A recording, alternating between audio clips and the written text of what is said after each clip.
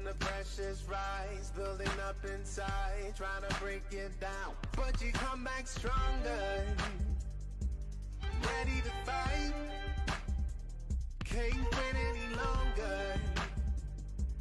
It's our time.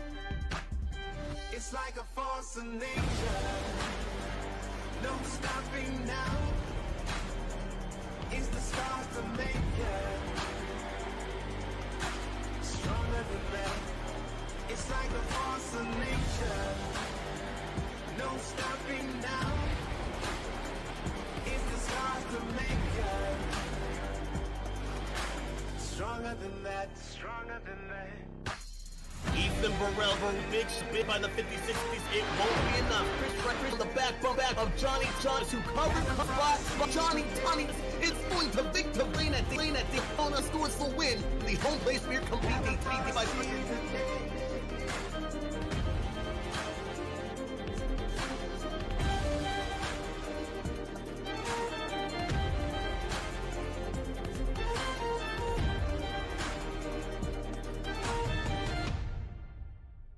It's like a force of nature. No stopping now. It's the stars to make it. Stronger than that. It's like a force of nature. No stopping now. It's the stars to make it. Stronger than that. Stronger than that.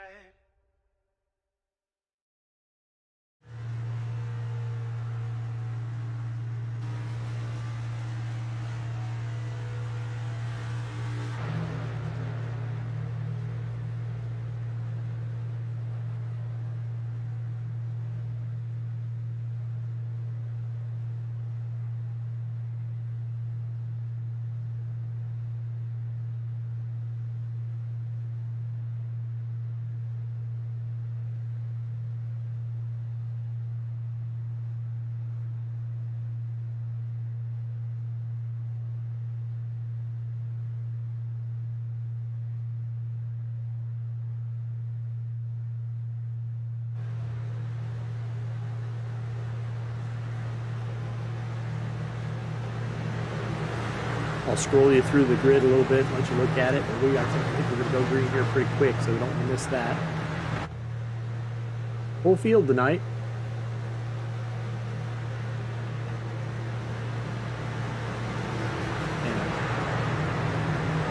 Hey, they extended it for us. We'll take it back and let you look at them again. We'll also look at the point standings, I guess, while we're on the second lap. Pull those up for you. We're getting closer to the playoffs. So those are our championship standings.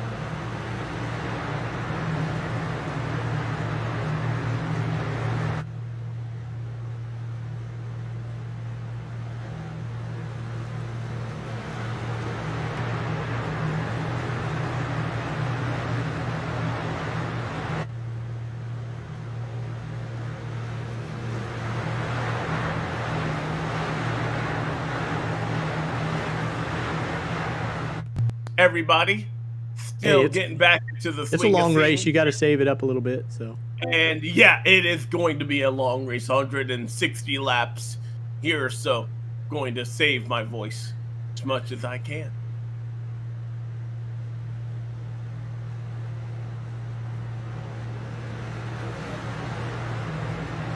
How about Collarbone though and Sage Girl? That's pretty cool to get him in here. Sage had mentioned on Twitter that he was looking for an iRacing league to join. Chad had invited him in, and so it's cool to see a real NASCAR. Yeah, I think we got a boost from Dale Jr. recommending us too. I think that carries a lot of weight. All right, so the generic pace car is in. That places the field in the hands. R.C. Anderson, who gets it going underneath the green flag. We are racing at the Brickyard. All clean through the back. My ticker messed up on me a little bit. Double duty tonight, so till I get settled in. And my apologies for I cannot see anything. All I see is your desktop. Yep. Now you got it. There we go. There we go. Now you're back. Field screen cell right down the screen. Still RC Anderson in the lead, commanding lead. A little bit of a blink out of second place. That's Chad Frankenfield. Odd, we don't usually see Chad back here. Hopefully that will remedy itself. As we get lap number 2 in the books. Try to find you some good battles here to watch. Ryan Gavel here in a tight battle. First place, right up behind Trey Holmes, He's number 88. He's fallen back a little bit, though. He had started that outside pole position, and he's quite a bit dropped a couple of spots. These guys gonna be figuring out what they have in their race car here early on. Oh, there's Matthew Weeks, Ryan Scholl, Gerald Campbell in 31. Oh, we got one car off the pace and onto pit road. Don't think he wanted to do that. Yeah, that Definitely a speeding penalty going to be perhaps given. I'm not quite sure when you lose control like that if you're assessed a penalty like that, are you? Yeah, I think you are. Wesley Crump, I believe, is the driver, looks like. What it's showing there. 4 tires and fuel. Went ahead and got service while he was there, I guess. What? I'm not sure what's going on with him. He's still on the track, too. He has not moved. But not the start he wanted here today. I'd have to serve his penalty now.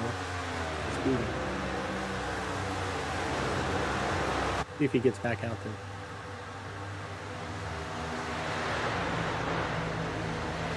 Chad Frankenfield was winless last season.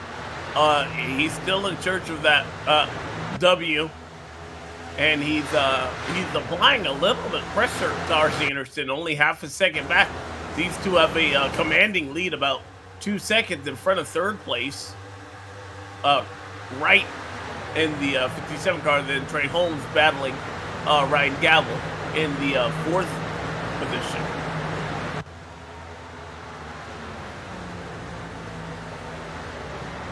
Everybody just kind of settling in now. 160 full lap. It is a long race, so you have to wonder, are they just trying to get a rhythm in?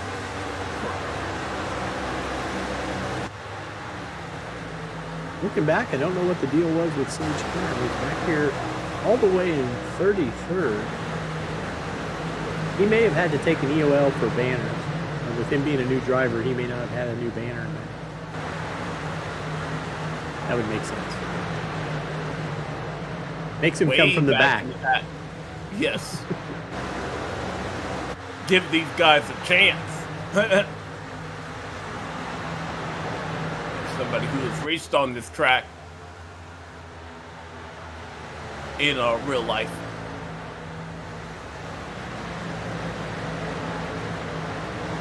Not real familiar with Sage's, how long he's been in Xfinity cars, but I don't know if he's ever run a car this size on the oval yet. I think we've been on the road course maybe most of his career. Definitely has driven an Indy car. Definitely.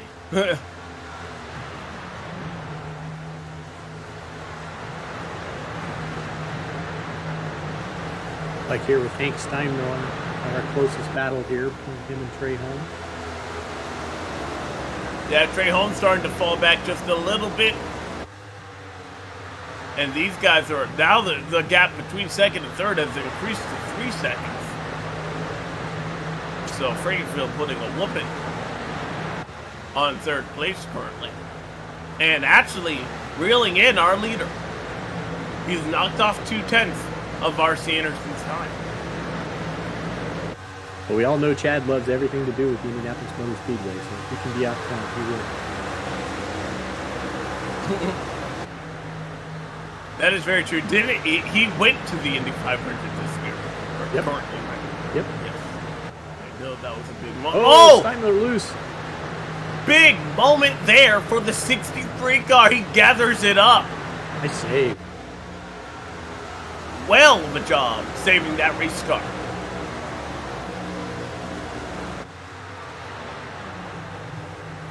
Just right under pressure from Ryan Gavel. Trey Holmes has settled back into the 5th position there. And just behind him, that hungry pack of cars led by the 63. There's Ryan Gavel taking a look to the inside. That 57 car, and it looks like he will take that position, move Gavel up a spot. Now we'll see if Gavel has the speed to run down Frankenfield and Anderson.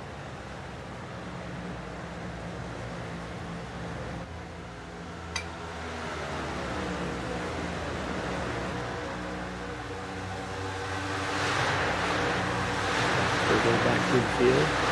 Another close battle. Here's Tate Lytle working on the back of Joey Chapman. Last week's winner, muscling around some traffic, currently in the 17th position. And I believe Tate took the win on Monday night in the Xfinity Series too for the week as well. So even after starting off a slow season, he's had a couple of wins in a couple different series here recently. Doing a good job. That our defending series champion. You cannot count out that 56 car unless it is indeed out of the race. R.C. Anderson, though, under pressure from the 15 of Chad Frankenfield, who looks to the inside. He cut to the left. Looks like Chad is going to try and get this spot. He will in turn 3. Yeah, I don't think RC is going to fight him too hard with 150 laps to go. Chad had run him down.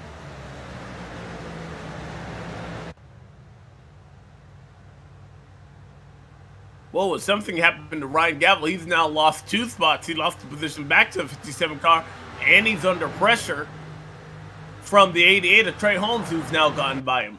So Ryan, with his hands full there in the now 5th position.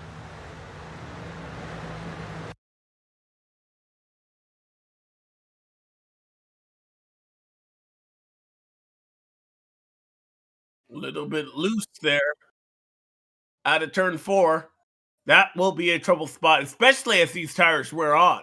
What is a fuel window? I don't think I was able to catch that there.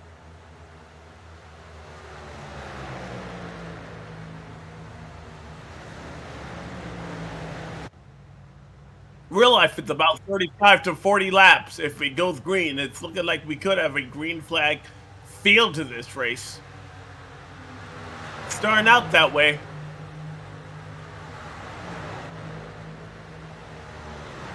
Chad Frankenfield, your leader, early on in the Brickyard 400. Battle back here for 19th to 20. Jared Rechting and Tyler Fode. Jesse Rasmus up the road there.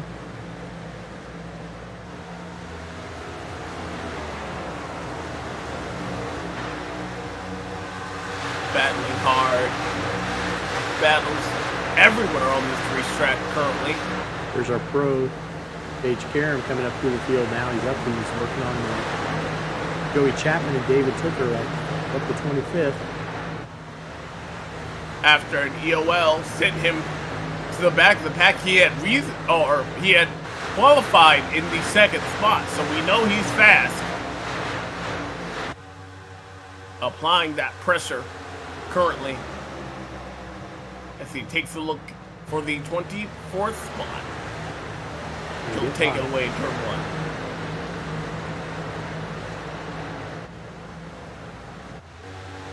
back up front. RC's kind of coming back to Chad. Yep. He let him go, but he's hanging tough right behind him. These guys have a 3.5 second lead in front of third place Trey Holmes, who's doing a fabulous job in that 88 car.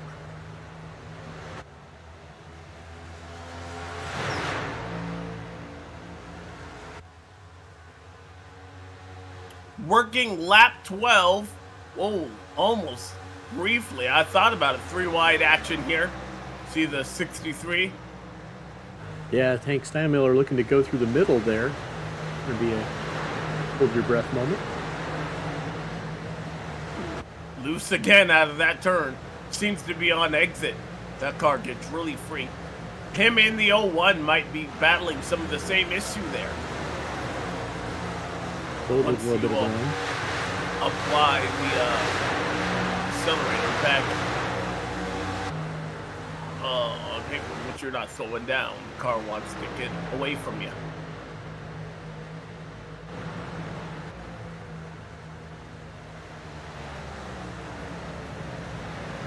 Ryan Scholl looking to get underneath Gavel. Follow Hank. Oh! Gavel gets loose off that corner all the time, doesn't he? Yes, he does, and it's beginning to cost him severely.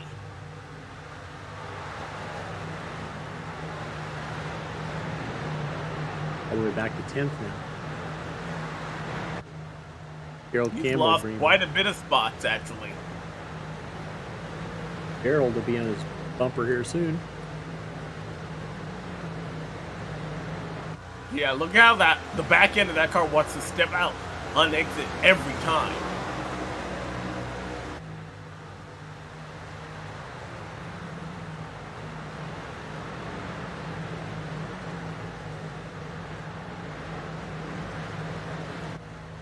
See it just a little bit right there. We'll see it comes off of turn 4 here. Yep.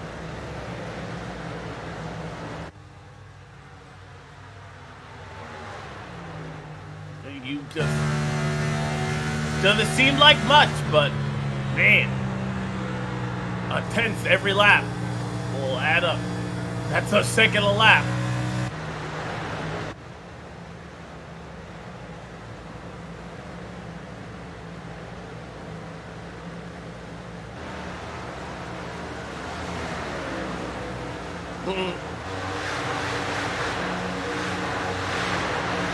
I'm liking these pink paint schemes that we have.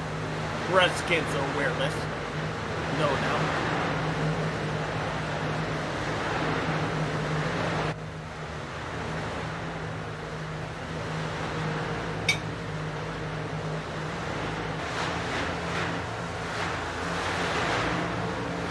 Campbell, defending champion, doing an excellent job there, running along. Leave in the 12th position.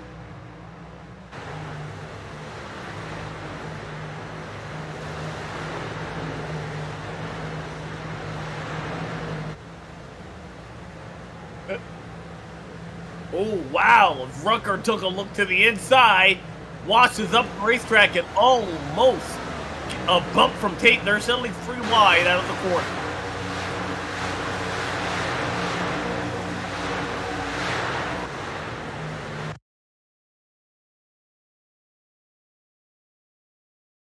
Does that bring out a yellow? High off of turn 2. Or excuse me, turn 4, or is that turn 2?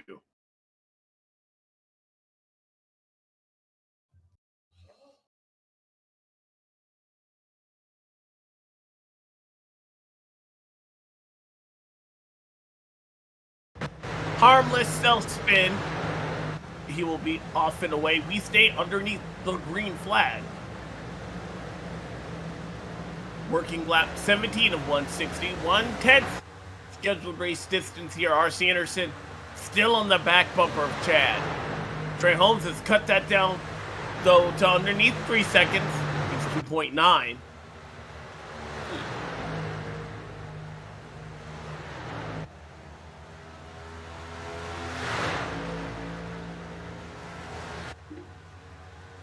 I think they momentarily did change spots again, so they're kind of swapping back and forth up here.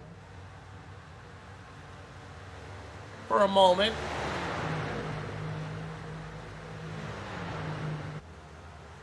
I wonder, you know, this is just me being a race fan, you know, these guys that do this, a full race, that's gotta be insane. Not only for you or, you know, just mentally, but physically, having to do this 160 times, so full length race, that's not an easy feat to do. Definitely not. I don't know how your world is, but I couldn't get anybody to leave me alone for 160 laps. RC Anderson looks like he wants the lead back, and he's going to try and take it in turn 1. Gets him cleared. He'll do so and move Anderson back up to the point. Scott Crump made a couple moves. Got himself up to 4th place now. Yeah, he's actually, I've seen him climb the running board from that 57 car. Weeks taking a look under Chris Wright for 5th.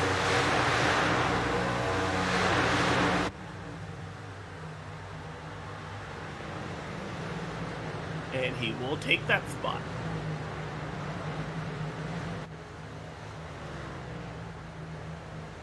Moves the battle back behind him a little bit. Ryan Scholl looking at the back of Hank Steinmiller. Daniel Martinez.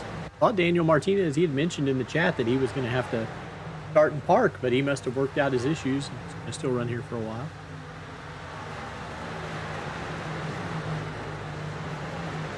Takes that position up to 8th.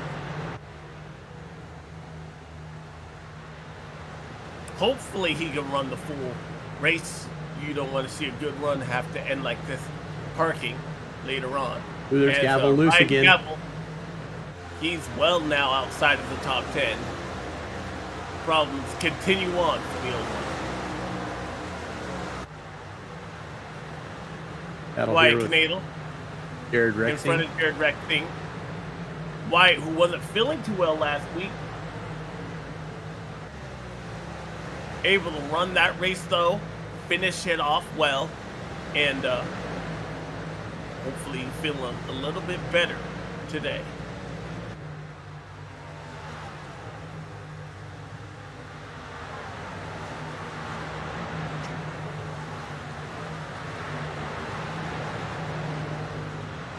We are working lap 21 of 160. It's a full race here, folks, so don't go anywhere. We take a look at the Whiskey Cash replay. Got an off track with Rusty Capel here. Let's see what happens to him. The 9 car. Same spot. Yep, backstretch. No harm, no foul, looks like. Yeah, he better pull it together before he gets to that grass. Yep, that's what happens. He had a lot of pavement where he could have got it under control, but he was kind of gingerly braking and didn't get it taken care of before he got back to the grass. Some light damage from hitting the wall there. Yeah, and he's going to drop all the way to 38th now. Pretty much the back of the pack.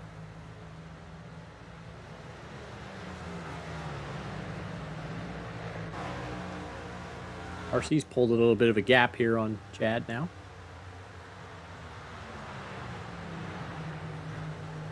I was going to let us go to commercial break here, or at least leave you with live pictures here.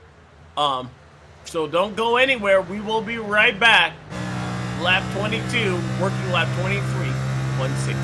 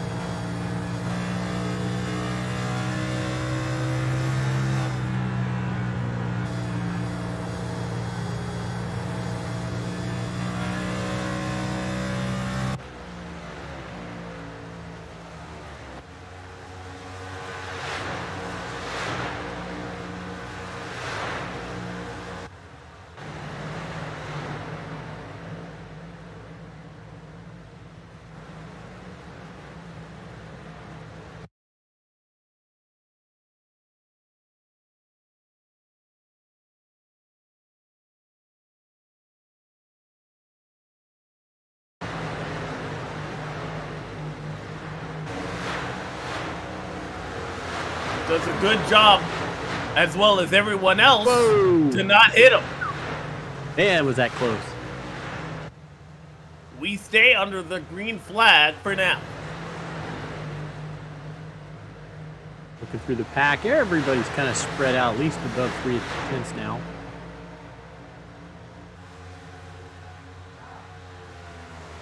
Nothing real close. Chris Wright, probably about the closest one. Hank Steinmiller on his bumper for 7th position. Do want to mention our stage breaks. Well, because it's a full-length race, we will have stage breaks here. No yellow flag, but lap 30 and lap 85 are going to be our stage breaks. So we're about 4 laps away, make it 3 next time by. I kind of like that. I like when we have a stage break with no caution, because I think the caution kind of manufactures some stuff and gets some chaos on restarts. And I like these long green runs. There is definitely a benefit to not knowing when the caution doesn't come out. Yep.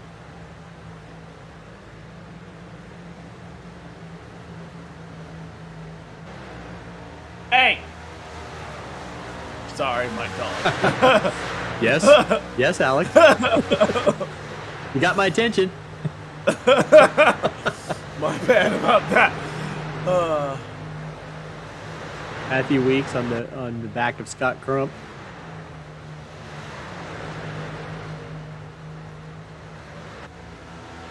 Crump's up 5 spots from his starting spot at 9th. This is, if not the longest green flag run to start off a race here this season. No yellow flag yet, and we might not see one. Close battle back here with Jeff Green and Ryan Schul. Sage Karam. He's knocking on the door of the top 10 now. Right there in 11th. This is Sage's first race for the JoinABS.com Cup Series. So, pretty cool to see him march all the way up to the front. Pretty clean, have a shot at it. Still early in this one. Chris Wright, Hank Steinmiller, and Tate Lytle.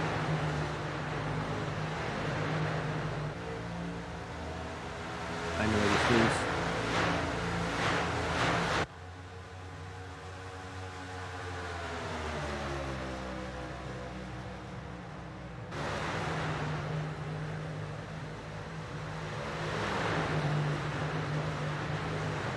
Tate slides underneath him.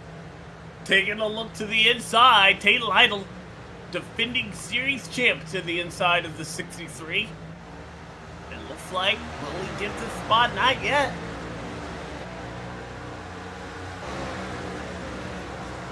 They race it down the back stretch. Side draft. Looks like Tate will get that spot away from the 63 car. Little banter between the two as they were going for the pass. Friendly banter. We hope. One can assume. Hopefully. Back up here to this pack. Scott Crump, Colin Bowden, Matthew Weeks. Bowden was our pole sitter, I believe. Yes, he was.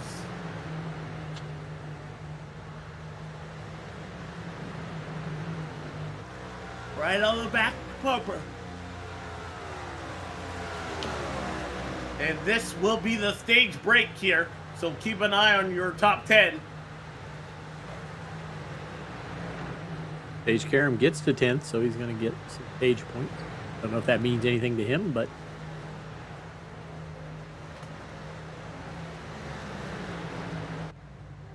R.C. Anderson looks to win stage 1 here at Indy.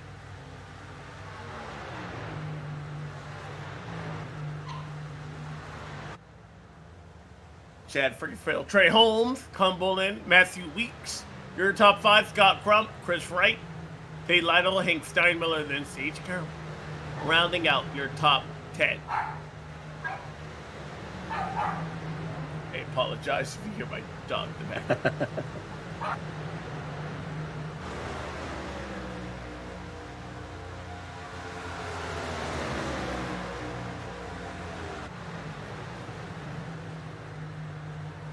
Spin on the back stretch. I'm hearing spin on the back stretch. Ryan Gravel. And Gravel? yes, looks like that 01 car has finally bit the dust. And turn number 2, yes. And caution is out. Our first one of the night. So, unfortunately, he wasn't able to go down about not having a stage caution. A stage caution essentially came out. Doesn't look like he had any damage, so he should be all right. Yeah. Nonetheless, though, a tally and our first yellow flag of the night. And I'll take care of some business while we're doing this. I'll start out talking about our series sponsor, Join APS. APS offers a complete solution of all types of businesses that need to process credit card-related transactions. Their industry-specific solutions provide the best options for your business model. They have experienced client service representatives who understand what your processing needs are. Our race sponsor for tonight is Memory Lanes. Memory Lanes is at the heart of Athens, Wisconsin, a historic building with a modern-day touch, a place where young and old come together. What truly gives Memory Lanes its character, though, is, of course, owner and operator Randy Big Balls Walters. And then our premier sponsors for all of the elite racing leagues, TA Services. For over 36 years, TA Services has been a trusted domestic and international full-service third-party logistics provider, offering freight brokerage, managed transportation, warehousing and fulfillment, and cross-border logistics services to shippers around the globe. TA Services moves what matters to you. Let the TA Services team make ship happen for you. Blue Egg Marketing. Blue Egg is the marketing department for small businesses. We're your marketing department. For small business owners, Blue Egg is your biggest fan. And finally, BreezyCam. Breezy is a venture-backed tech company based in Toronto and Boston. They are on a mission to reimagine the group photo experience. Honor the days of carrying around a tripod or selfie stick. They help their customers and users tell better stories around meaningful moments. They let anyone tap into nearby cameras to capture group memories at iconic places as if the users were controlling their own native camera app, except now from a perfectly positioned vantage point. Today you can find Breezy at well-known sports venues and cultural landmarks across 4 continents. We want to thank all of our sponsors for making this happen. Pit stops underway here for the first time tonight. We know they can make it to lap 30. We did not get a fuel window. But everybody probably screaming for some much-needed adjustments, tires, and whatnot there. We do have 3 cars that stayed out. Chris Wright, Robert Hill Jr., and Ryan Gavel have stayed on the... Interesting. Looks like they're coming in now, maybe. Like they'll go in now. Trying to get a bonus point for leading a lap led. And we'll get a little bit of different race toward the end. As you can see, the sun's starting to go down here a little bit. Does Indy have lights? No lights at IMS, so we're going to see how this works.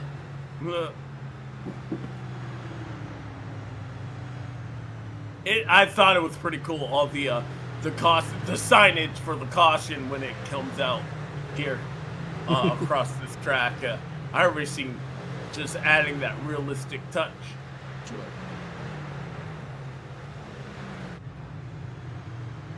It looks like that cycles RC and Chad back to the front.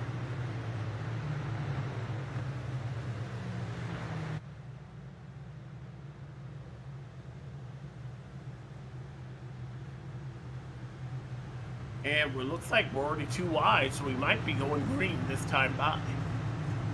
Pace lights are off on the pace car, so yes, I would say so.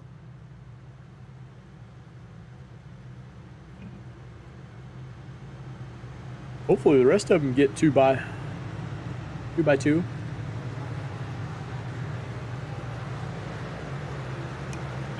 corner to do it. A little bit of confusion in the driver chat about where everybody's supposed to be, so seems like that's always the case on the first caution.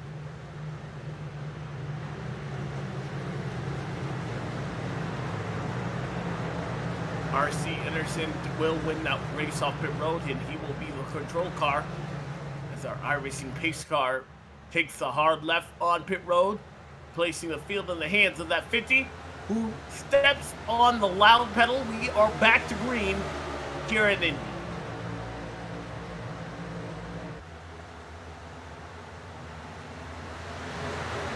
Peterson gets away good. Everybody's kind of filing back in there. Tate Lytle going for a move underneath Scott Crump. This is the best your car and tires, everything will be, so get it while it's good.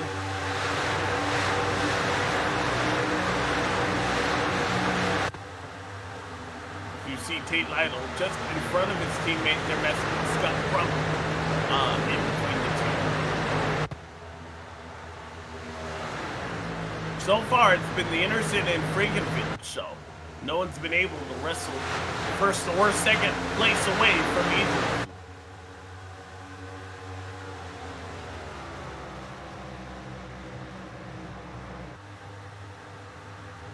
A little bit of the gaps here, so we'll go back in the pack and see some action. Sage Karen just grabbed another spot back into the top 10. Dropped the spot into the... That caution probably benefited that O2 there.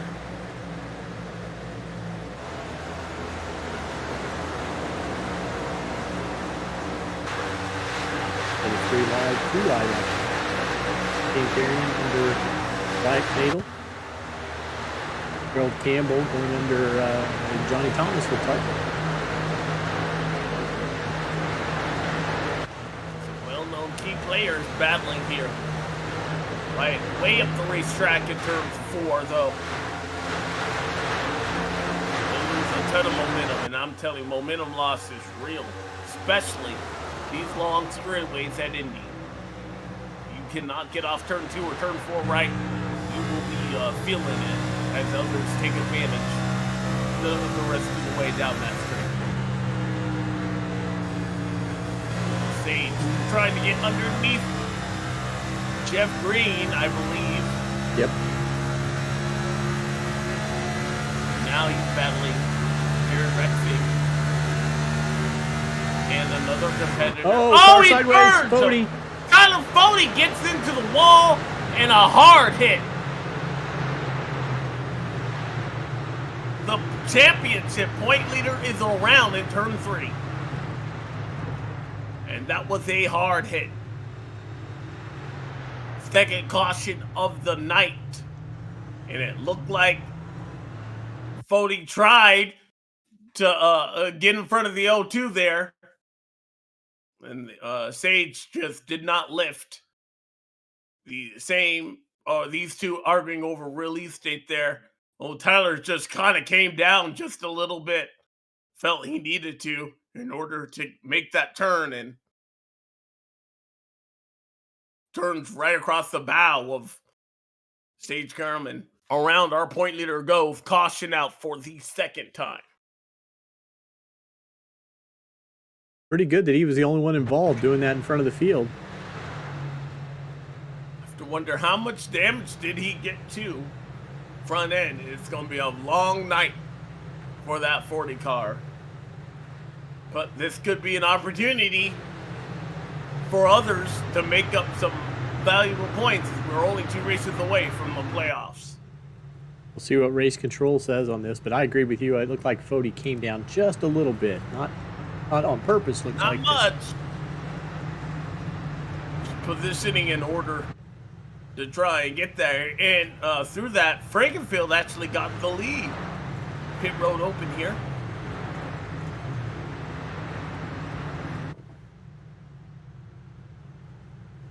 And there's the call. We're going to go racing incident, no tally issued. And I would agree with that. Unfortunately, Fody might not see it that way, but things always look different outside of the race car, to quote Dale Jarrett, I believe.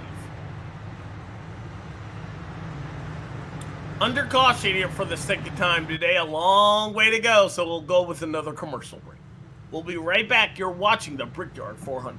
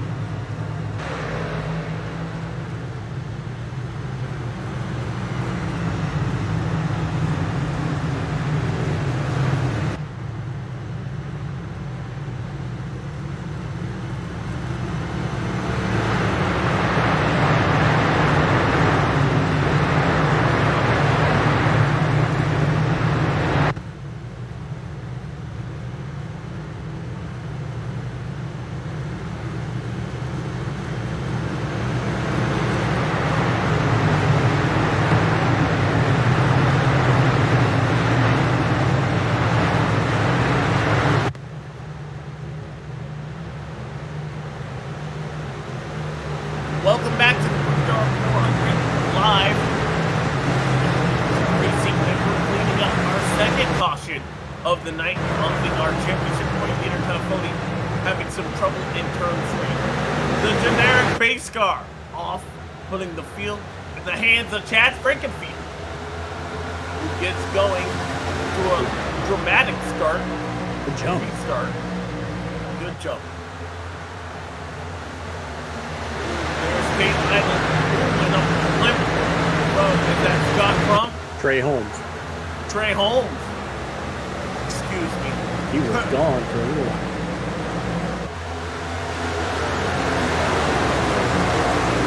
Matt. Again.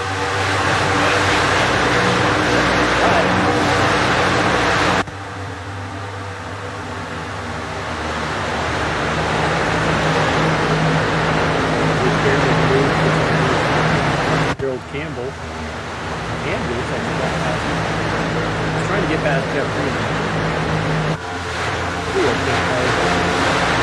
That's what we're trying to do when the trouble broke out between him and Cody. Now put that in the back of your mind, though. Can't let that affect the race. He looks down the outside of Jeff Freeman. Slight contact between the two.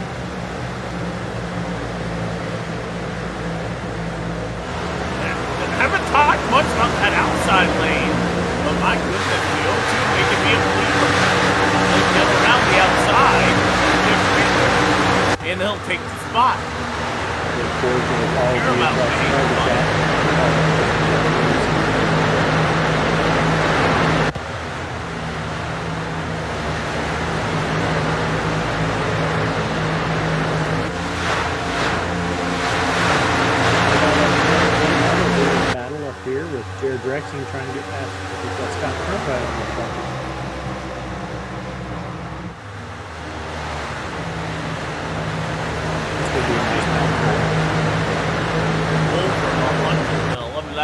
So I mean, I know that it seems like we're winding things down, but this is still a very long race.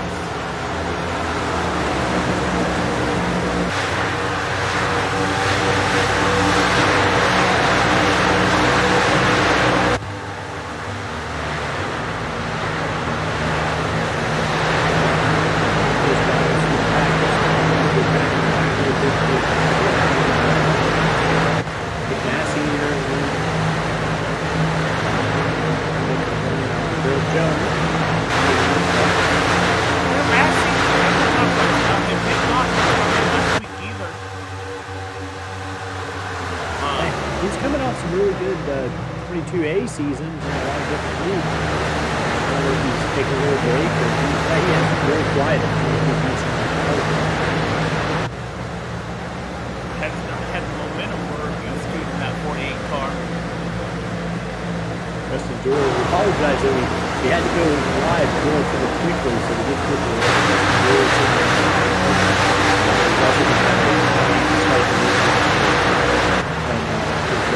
they may play that way. They took the time to make it. I know it's a video, but we're just not watching. Just pretend we saw it. But we got time. Yeah, they're going to make it. Next time. Okay. Sounds pretty cool.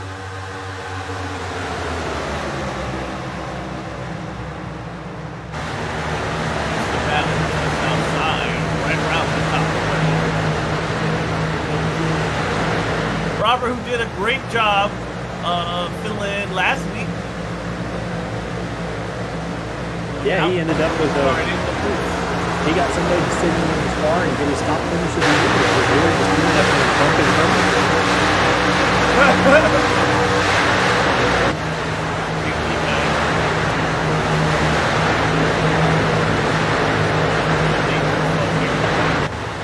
He can take it. He dishes it out. Just important.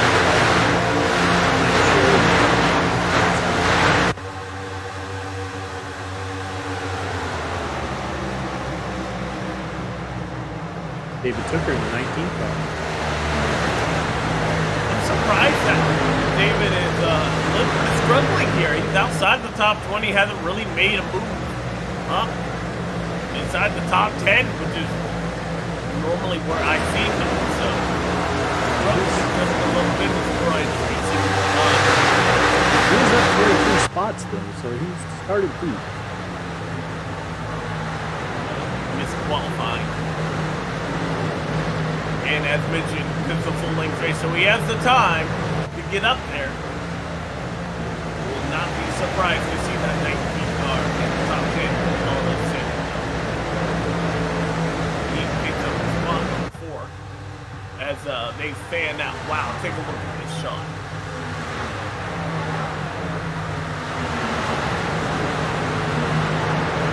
Yeah, it's always cool to see how they fan out, make moves and everything, and then come back to single file to get through the corner. Oh, we got a caution. Third one of the night. Going to slow this field down once again. I don't know why. Didn't see anybody out of shape. Yeah, I don't see anybody. The Whiskey Cash replay will show us what happened, though. It's not tagging anybody, but somebody's saying that something happened with Harry, the 23 car. Harrison Talon. Yeah, oh, he just hooks right. Big correction. And upside down goes that 23 car and disappears. Yeah, when you see something like that, sometimes in a simulation, that almost is like a controller came loose or something like that, because he went immediately right. He was a little loose, but then... Oh, the abrupt, man. Yeah, when you just hooked. If you do that in real life, you are not in good shape. Especially if you disappear. That's really bad. Yeah, that's really bad when you disappear. Okay, so we promised you the show opening. Command. So, yeah, we'll give you the command to start here, and then we'll come back. It's real short. I'm JD from JD's Hilltop Salvage. And now, the most famous words in motorsports. I give you the due of Do Good Motorsports, Mr. Dustin Dragon Duder. Drivers, start your engines!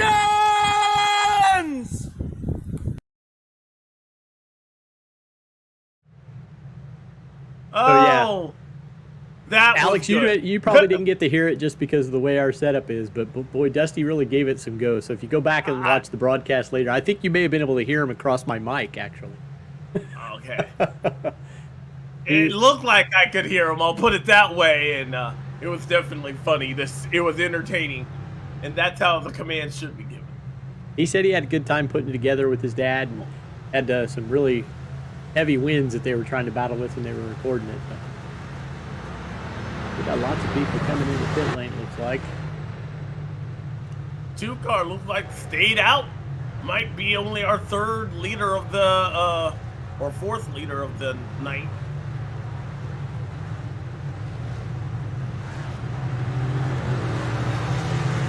As I see, racing incident, no tally issue. Wonder if the 23 is still in the race. A lot of 2-tire calls there on pit road. Yeah, I do not see him in the server anymore, so he may have had something terminal. That looked like it was a fatal flaw.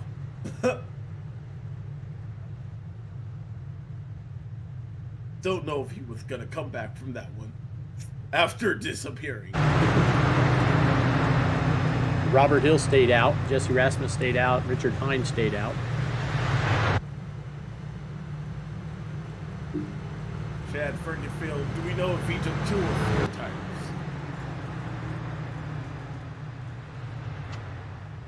Um, 50 seconds, or 15 seconds, I think. So probably 4. And Robert will elect to have service done this time. He'll get a bonus point for a lap led. In service to that race car, putting the field back into the hands of Jesse Rasmus.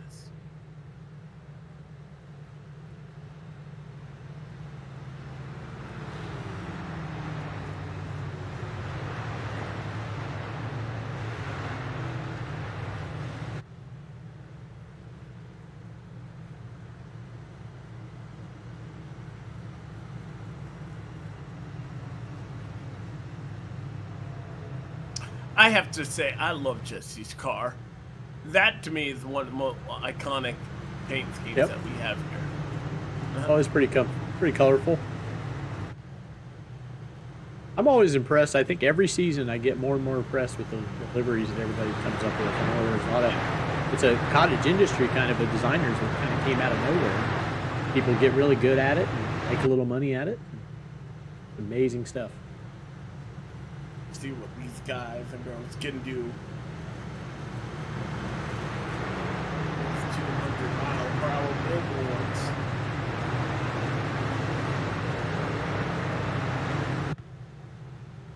I threw my name on a couple cars in the Truck Series and Xfinity and Indy cars. Fun to see your own name on it. I don't have anything to promote. I just put my own name on it. Guess I'm promoting me. Yeah. Why not? All right. 3rd caution of the night is clear. That 70 car. Back under the green flag. Barry the iRacing man. Flagging down. The field has been returned back to green here at Indy. But Rasmus is going to be kind of a sitting duck. He's going to have older tires out front of the fast people. So he hung on for his 1 point, but I think he's going to get freight trained here. And he looks like the 15 will make light work.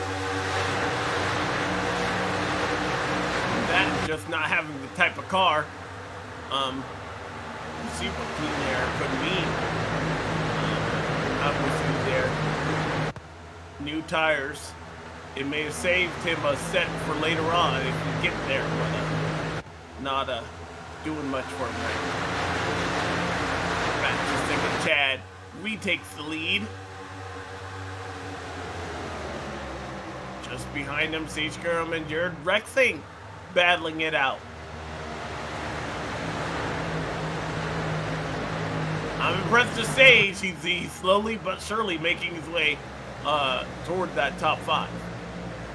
He's in the danger zone next to Gerald there, though. And that was more than a bump. I expect nothing less than that. Now Sage is going to find himself muscled on the outside there. Matthew Lee's going to try and take advantage of that. Scott Crump as well. He could get freight trained here. We saw that 0-2. Whoa! More contact between the 0-2 and the 11 that time. Yeah, I think he's stuck on the outside. Yeah, that's not what Sage wants to see. All that hard work to pass those guys. See if he can remedy it by staying on the outside and working hard, but he has his work cut out for him.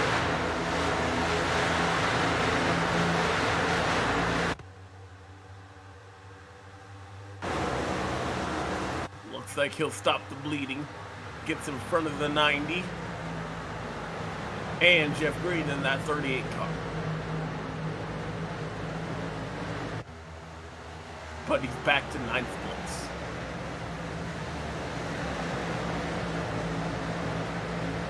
Jeff Green and Scott Crump have been known to swap paint a few times. What? No. Hey, you got to have a little of those stories. They make it good. They run side by side with Johnny Thomas. He'll lose that spot. Now he'll be bounced out, kicked out of the top 10. Here's David Tooker. We talked about him earlier. He's making moves still. He's coming up to 13th now.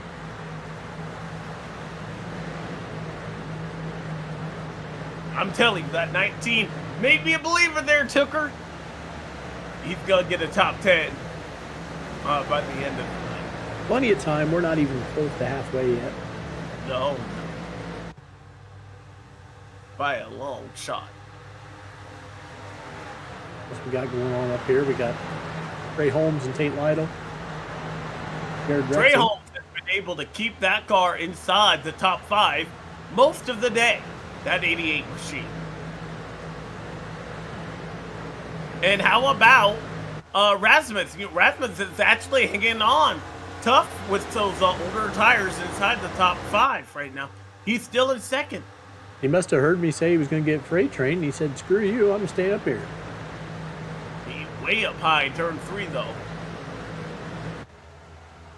He'll lose a spot to Interson, and now he'll lose another one, perhaps more.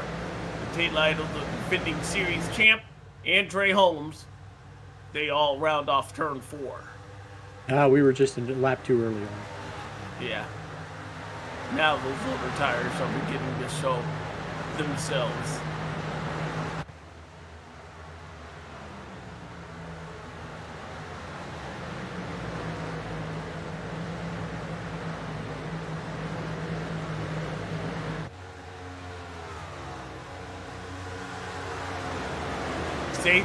He got around the 11 car, is applying the pressure. You see him get past Rasmussen in the 70. Now back to the 31, who put him in that bind earlier. You have to say, as a competitor, you remember that position. You see what this 02 does. This is 31 now that he's back on the back bumper again.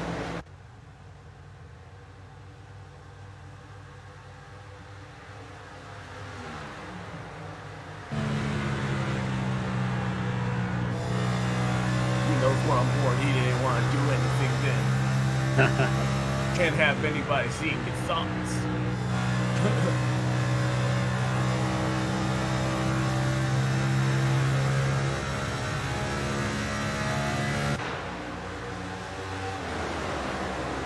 Might make a move down here into 3.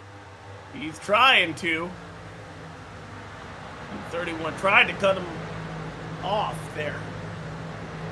Not going to be able to do so this time, though. And he got him. Sage up to 6. His best spot, I believe, of the night.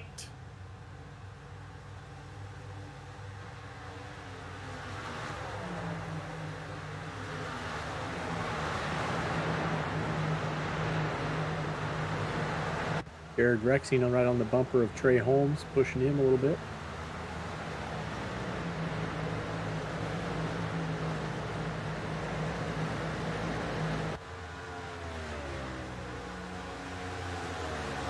I'd like to see what this O2 can do with the 15 and the 50.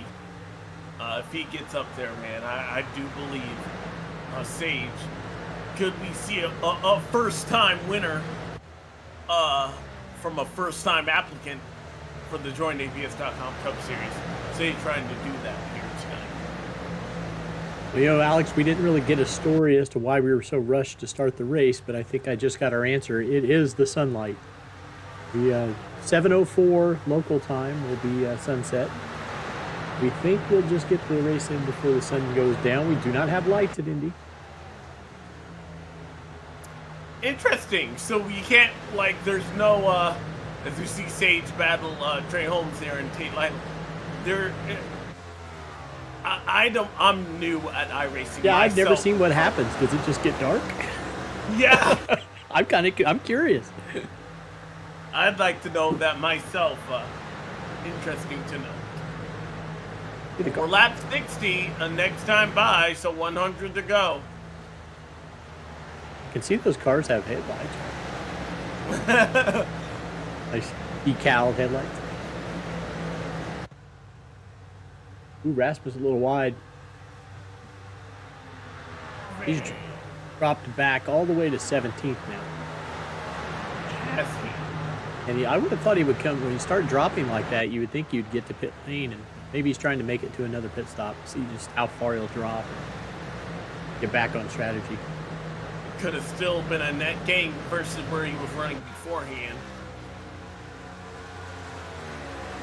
Karam's now in the top 5, looking at Tate Lytle for 4th place. You think there's an added extra pressure when you have a bona fide NASCAR competitor behind you to do well, not to mess up? Oh, Fourth we got a of caution. the night. And it's out. Lap 60 of 160, 100 to go. Justin Vandermarl on the backstretch. Oh, looks like it starts ahead of him. Right up in that 67 car? Yep, 64, 61 gets into the back of 64. Oh, yes. Oh, and then he just kills Justin Vandermarl. Some hard hits we have seen. 21 car, an innocent victim there. And Bronson Stafford. This is where it starts. Bronson gets into the back of the Rucker here. Rucker did. Did he break?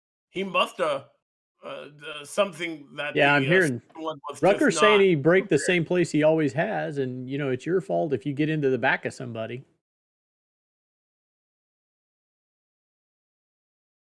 Differing of opinions there, differing in a big way.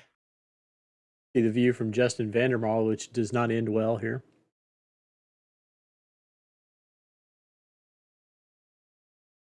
He thinks he's probably okay at this point, but then it hucks right back in front of him.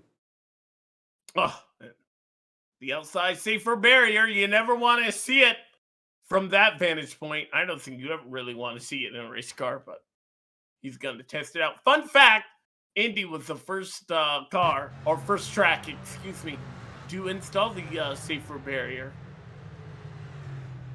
for NASCAR use.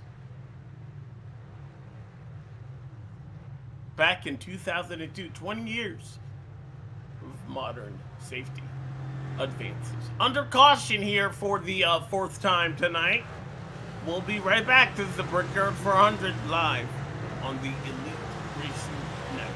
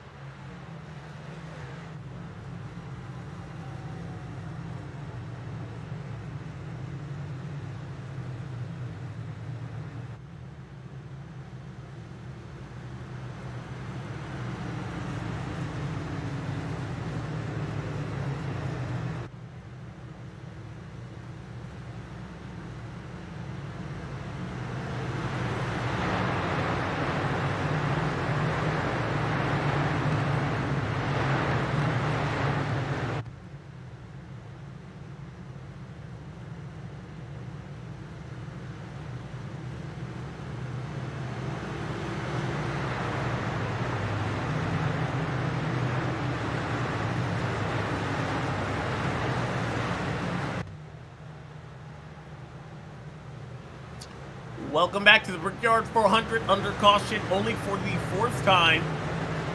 An incident in turn 3, grabbing a couple of competitors. We have doubled up.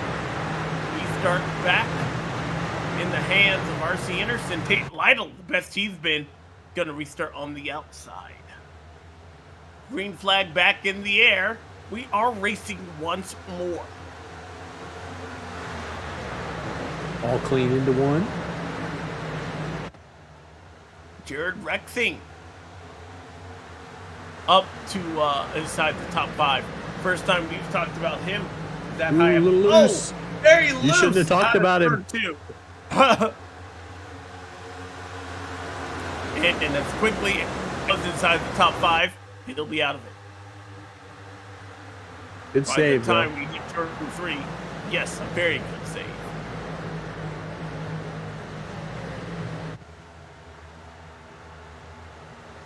H. Karam now up to 4th place.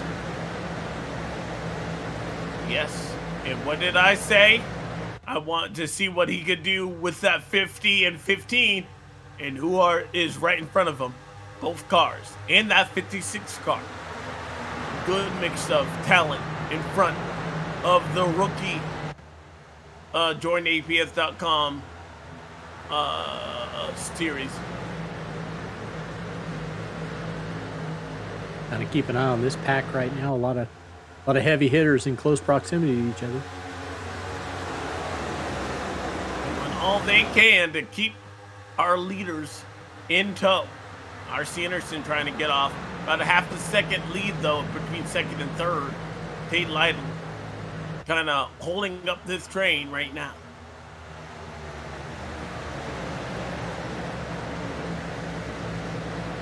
That's close enough. He might make a move here coming into 1. Stage now looking up underneath. He'll take that spot. move Sage up to third, the highest he's been. Chad taking a look underneath RC Anderson. Chad to the lead in turn 2.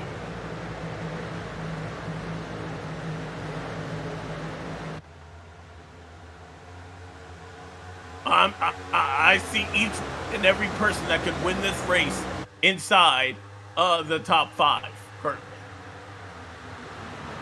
That we talked about, the 15, the 50, and the 02. Now we just have to figure out what they do for the second half of the race.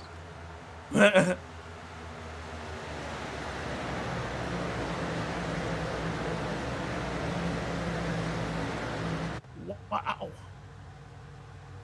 Sage is already taking a look. He needs one more spot to be. I think he has passed and need the most cars here today. Got around RC Anderson now in second. I'm telling you, Chad might be regretting that invitation.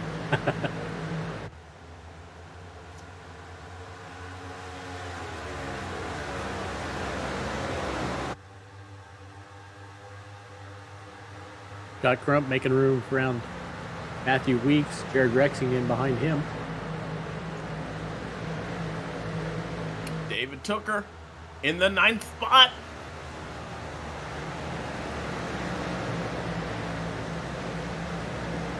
Rexing after that big slide, he seems to have remedied himself back from that slide in turn 2.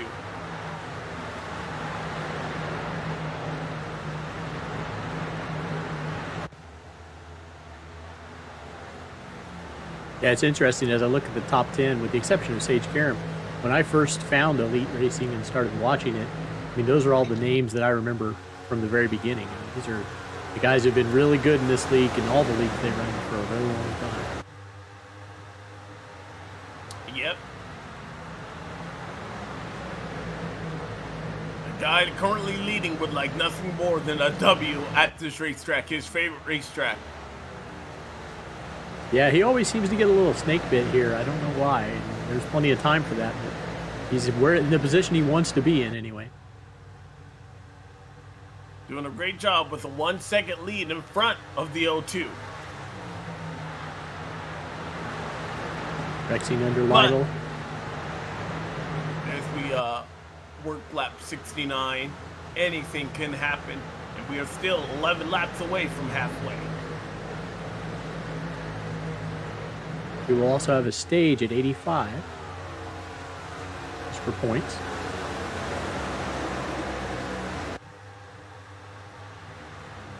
Got Crump getting around Trey Holmes.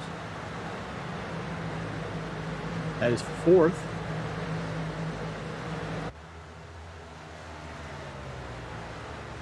Trey Holmes is doing an excellent job, having a great run today inside the top 5. That 88 car has been around.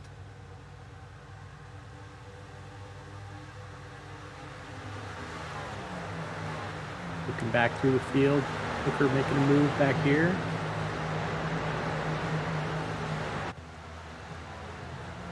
Yavel's overcome his slide and he's back up to 11th.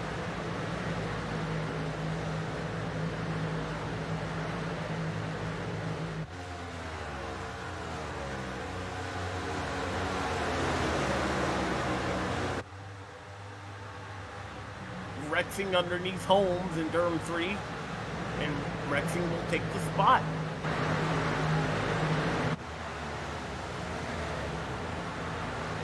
Pull it out and get a little wider view here. So much action in this team.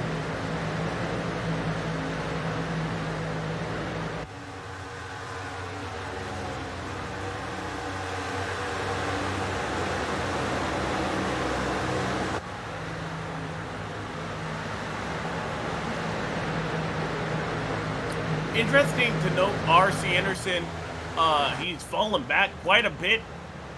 2.8 seconds behind Frankenfield for that top spot there. Quite a bit of a gap, the biggest gap between him and Frankenfield of the night. I wonder if he's just trying to conserve tires now.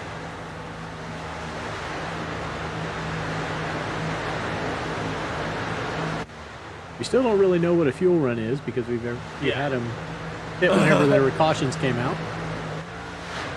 That last caution came out, what was it, 3 laps ago? Or they went green 3 61. laps ago? Yep, came out lap 61. Okay.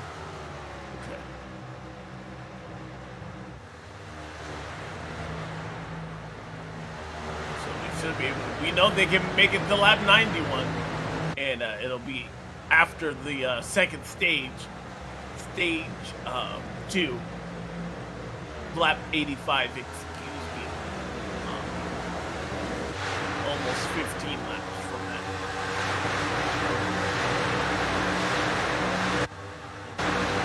Wow. You'd have to go to another zip code practically to see the leaders. Brickyard is putting a whooping right now, currently. Yeah, almost 3 seconds between Karam and RC. Tight pack down here towards the middle though. 14th. We're looking at Johnny Thomas in the 14th place right now. Battling around Colin Bowden and Justin Fortin.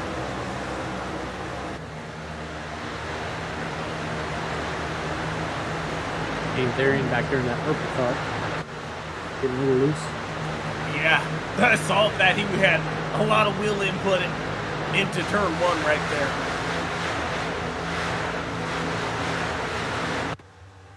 We know sunset at this park is 7:04, and we think we can get to our shed.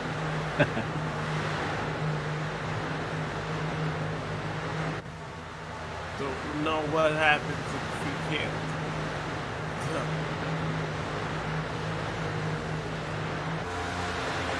Interesting, they did run the first competition with lights at Indianapolis last weekend with the Indy 8-hour GT race. They finished, the race started at noon and finished at 8 o'clock, so the end did finish in dark and they had lights. Interesting. I would sign up for an Indy in that race. NASCAR heavily hinted that there will be some changes to the schedule for 2024. Not next season, but a big shuffle across multiple tracks, across them all for the 2024 season. I would definitely love a return back to the Oval. I miss the Oval. As much as the Rover edition of Indy is cool, it's not the same. Yeah, it's not the same, definitely.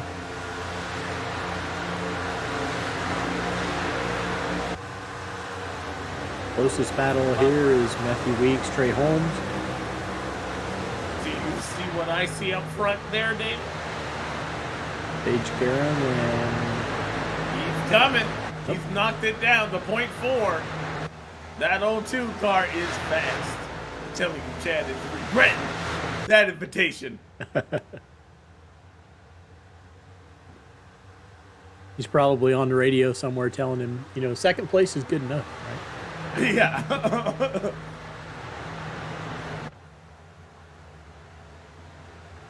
These two have put themselves in a different zip code from the rest of the field. Close competitor, 2.5 seconds behind. That's RC Anderson in third. Ryan Gavel got around Joe Campbell. Coming back on a little bit.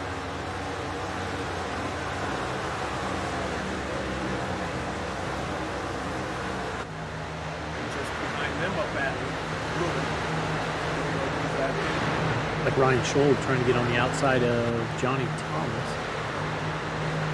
Payne Therian in the purple car.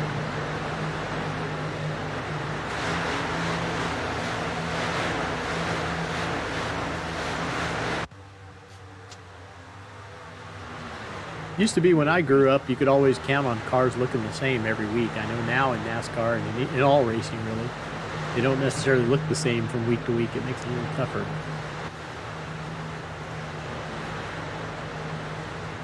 The good old days.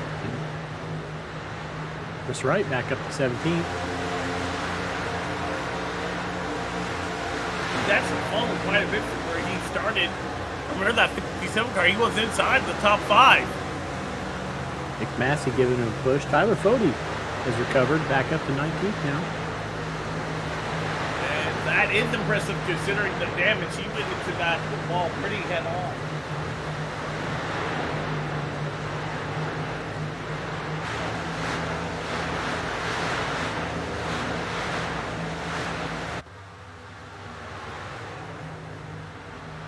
We're 3 laps away from halfway.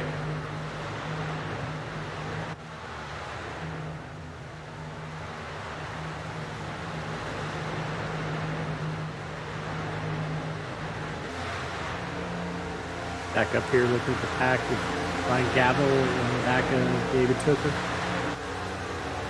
Smoke in the pit lane there.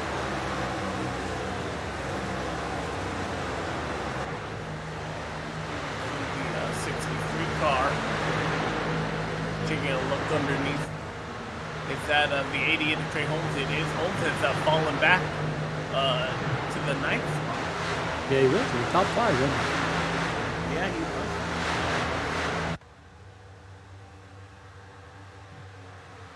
Everybody's on the same tires. Everybody came in at lap 61. Robert Hill Jr., who is one that stayed out, is now in the pits. Doesn't look like he's getting any service, though. I wonder if he had an issue. Penalty? He was on the lead lap when he came in, but he's been sitting there a little while. It's all a lap down.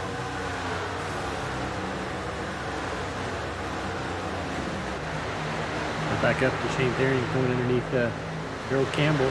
Gerald gets way up the track.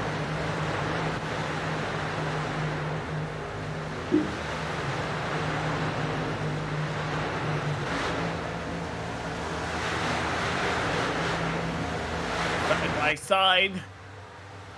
That battle between that red car there. Don't know who that is.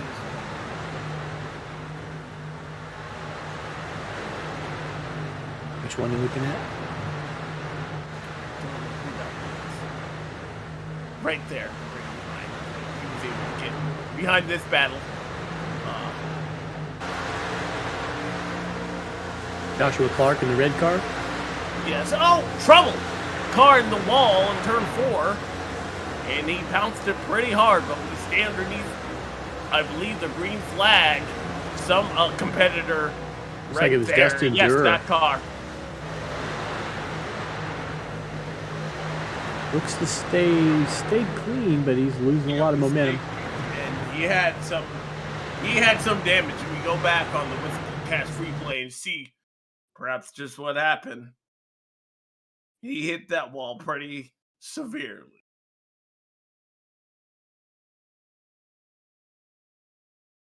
Yeah, by himself. Lewis coming out of 4th. The outside wall. He's back, scrapes the inside wall. No caution, everybody stays clean. No caution, yes, but he did lose a ton of speed. And is there any damage to that race car? Stays out on the track. Yeah, he stays out. So they're going to feel it needs the attention of pit road, but Dropped him all the way to 28.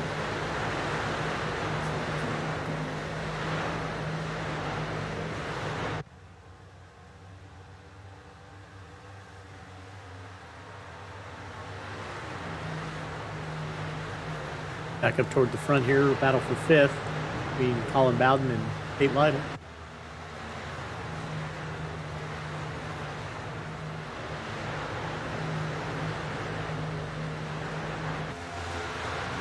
Past halfway now. yep. Getting 200 miles down, 200 more to go.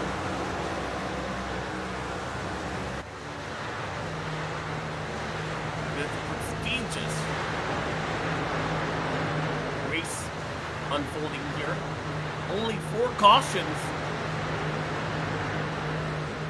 These guys have been getting after it since pretty much the drop of the green flag. Whoa! Oh, there it is. Yep. Trouble in turn 2. Like Gerald Campbell. Yes, it is. It's 31, and he's off the racing surface. Don't know if that'll trigger a yellow. Yep, just did. Yellow is out. The 5th one of the night. Go back and see what happened to Gerald. He got up right in front of Tyler Fody, who gives him a bump. And he's just out of control. That will be the stage end, too. They won't come back. Didn't collect anybody else, but... He does go off the racing surface here. But iRacing officials feeling that indeed would trigger the yellow, and I believe Chad Frankenfeld will win the stage. Yep. I'm getting more information about the darkness. Apparently, iRacing shuts off when it's too dark, so... Oh! I have several more questions. He's still very confident that we're going to finish shut it. Off. It just shuts the track goes. Well, yeah. Why? Does it kick everybody out? That's when the simulation turns into a video game and it just says game over. Several questions I have.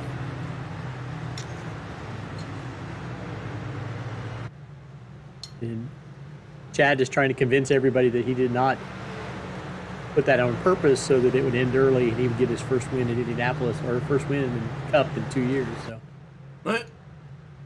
Everybody in pit lane. Want to take a little break and come back?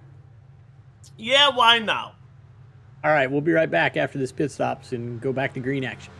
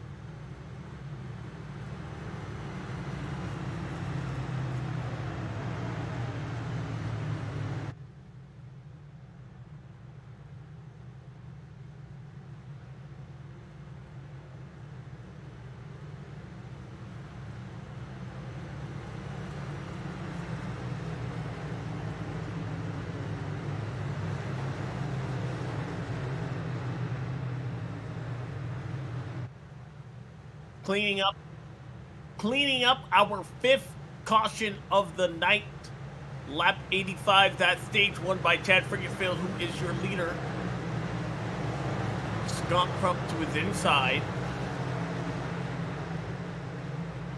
5 laps past halfway here at Indy. The 15 gets a good jump once again.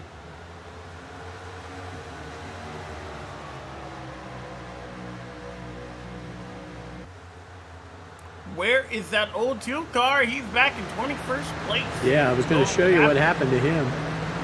Go back in the Whiskey Hash pre-play. He had a little trouble in pit lane. Overshot his pit box. That'll cost you every time. Yeah, he ended up spending over a minute in pit lane. Actually, no. That's over. He's 10 seconds, extra 10 seconds of everybody else. So. Yeah. He had to back up twice. Dang. He lost 8 ton of spots. He has work cut out for him.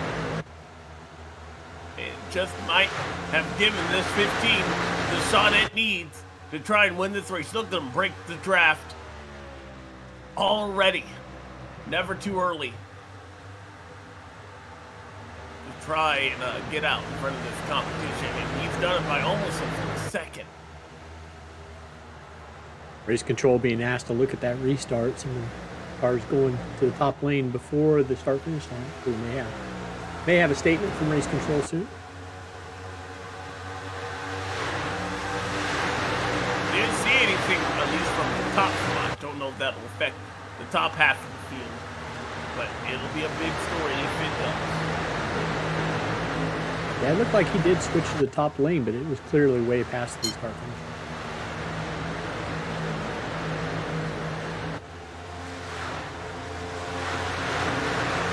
Caution. The 6th one of the night. Rusty Capel, perhaps? It looks so. His 2nd incident of the night. Go back and see what happened to him.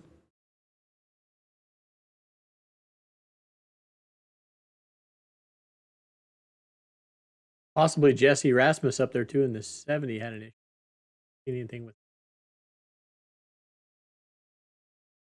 Yeah, it looks like it's going to be a self-spin. Road.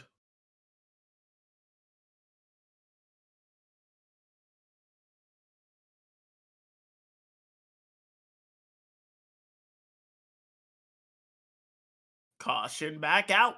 6th one of the night. I always get confused about these self-spins. It's like sometimes self-spin's a tally, sometimes self-spin's not. I don't know. I don't imagine everybody will come back in. They were just in 2 laps ago. Yep. This might be a quickie yellow.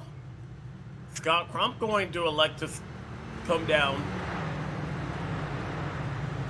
No, he does not. Well, I'll do a quick sponsor read here. Join APS offers a complete solution for all types of businesses that need to process credit card related transactions. Their industry specific solutions provide the best options for your business model. They have experienced client service representatives who understand what your processing needs are. For the race sponsor tonight, we have Memory Lanes is the heart of Athens, Wisconsin. A historic building with a modern day touch, a place where young and old come together. What truly gives Memory Lanes, though, is its character. Owner and operator Randy Big Balls Walters. And then our 3 premier sponsors, TA Services. For over 36 years, TA Services has been trusted domestic and international full-service third-party logistics provider offering freight brokerage, managed transportation, warehousing and fulfillment, and cross-border logistics services to shippers around the globe. TA Services moves what matters to you. Let the TA Services make ship happen for you. Blue Egg Marketing, the marketing department for small business. We're your marketing department. Small business owners, Blue Egg is your biggest fan. And finally, Breezy Cam. Breezy is a venture-backed tech company based in Toronto and Boston. They are on a mission to reimagine the group photo experience. Gone are the days of carrying around a tripod and selfie stick. They help customers and users tell better stories around meaningful moments. Let anyone tap into nearby cameras to capture group memories in iconic places as if users were controlling their own native camera app, except now from a perfectly positioned vantage point. Today, you can find Breezy at well-known sports venues around the world and at cultural landmarks across 4 continents.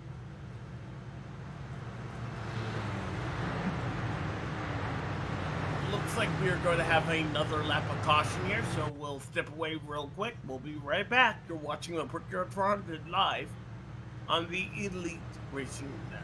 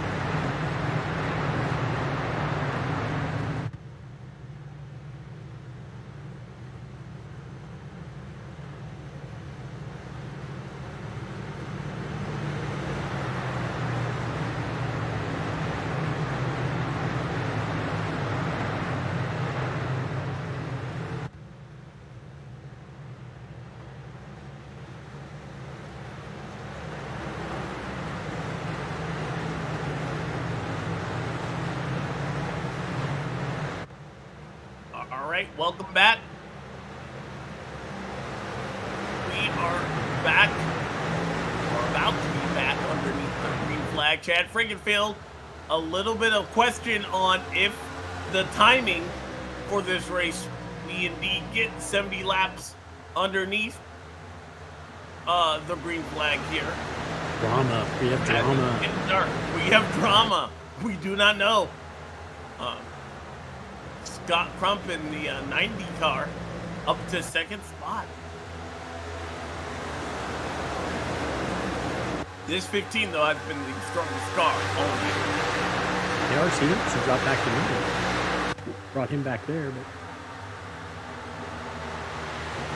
Sage, who had a shot at the 15, did not had that penalty. And is fighting to get inside the top 15 of this fight. He's back up to 13th now, coming hard. He's got the speed to get back up there, we know. He's got plenty of laps, so he'll be all right. Bodie's back. That's not Bodie, that's Massey. That's Massey. Yes, Nick Massey in the 48 car. Taking a look underneath.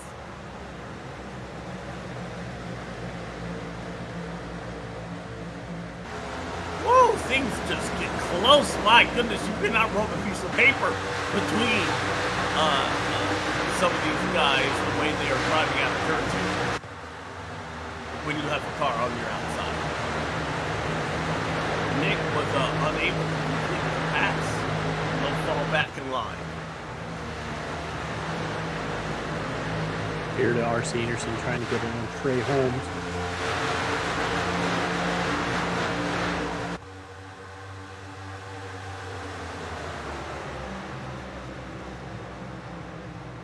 And others are trying to get around tape line in the 5th position.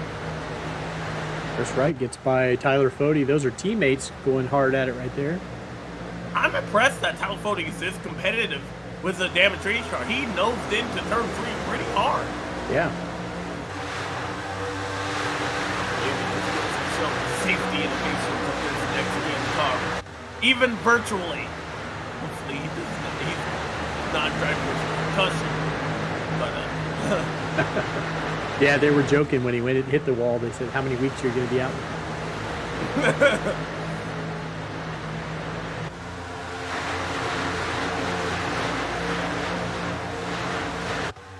And Colin Bowden's closing down on and gets around is that Ryan Gavel. Gavel? It Gavel is back in the top 4. He has made the necessary adjustments on that race car to be competitive once more. That 01, it was dropped. pretty severely early on in this. Impressively, we still have 32 cars on the lead lap. Pretty good. Yes, but also a lot of points can be lost if you find yourself in trouble late in this. Only 6 cars out.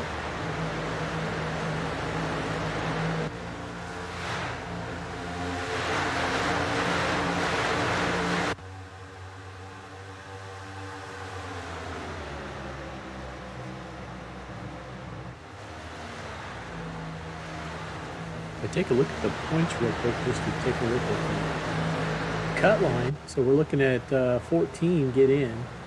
So Massey, Tooker, and Wright are right at the ones fighting at the cut line. Tommy Scott's not here tonight, so he's not going to join in. Scott Crump is up front. He should be moving up into the top 14 for this position. Zach Rogers is also there. So looks like right now Scott Crump would be the one who can take the most advantage of these things.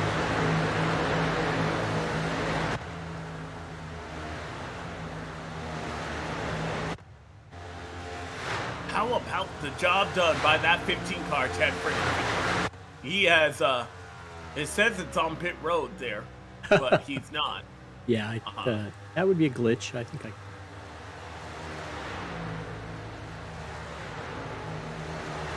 There we go. There we go. Hold on, you're going to lose picture for a second. Just an iRacing. I'm sorry. Call it blind. There you go. Now we're back looking right. We'll have to call it from a different zip code because that 15 is definitely 2 seconds in front of the 90 car. He's checking out. No real super close battles. I mean, everybody's tight within 0.2 of a second all the way back to 23rd or 24th. Sage has battled back inside the top 10. He's in 10th. Looking for more. Looking to get around Trey Holmes here, his next victim. That 02. Their time is still on his side. We still have 63 laps to go in this race. So as long as he doesn't Turn make 2, a we got a wreck. mistake. Turn 2. 84 car. Let's see what we got. Wyatt Canadle. Going to have an issue in turn number 2. Does he have help from that 70? Yep. It looks like he does. 70 gets into the back of the 84. And then Continue sends making him contact. around. Ooh, Doesn't hard look like left we have eye damage. anybody else involved. Follow along with Rasmus. I think he carries See what on he after. saw. Interesting. Just arguing over the same piece of release date. I'd say it's probably going to be a racing incident. Rucker, just breaks enough not stay out of Rasmus. Oh my goodness. We're on the roof. Big damage there for the 70 car. Hell, anytime you go on the roof, you got to go in car. We'll see what happened here. I didn't see the 84 had trouble getting into the corner. The 70 was trying to take advantage of that. It's not going to be good. You're motion sick. Look away. All right, so we're under another caution. 7th caution. Of the night. Still not within the fuel window, but pit road is going to be open here, and our leaders are coming in. Yeah, I think they had 12 sets of tires tonight, so they'll probably come in every time they get a chance.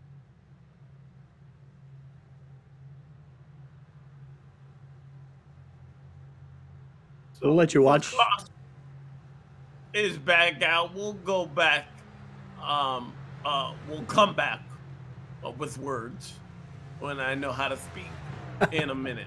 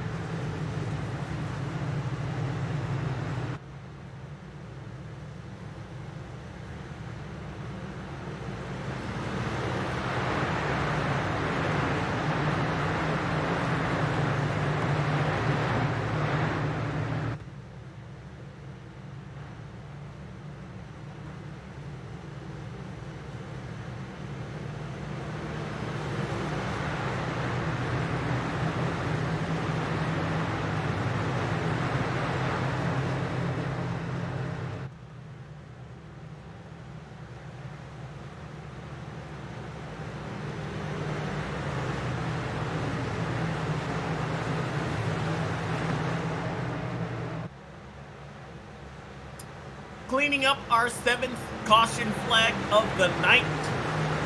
New leader, Colin Bowden.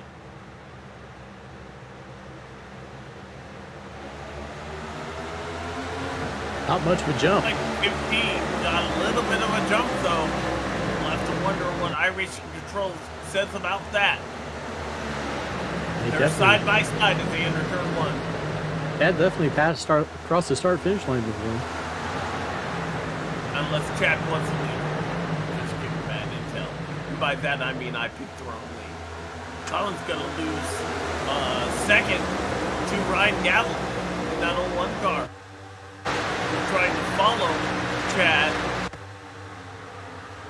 through the field. And up to second place. I can't remember in Cup, are they allowed to choose? I know we have choose code in our truck series, but do they have to choose in I Cup? don't know. Well, the leader pick. That's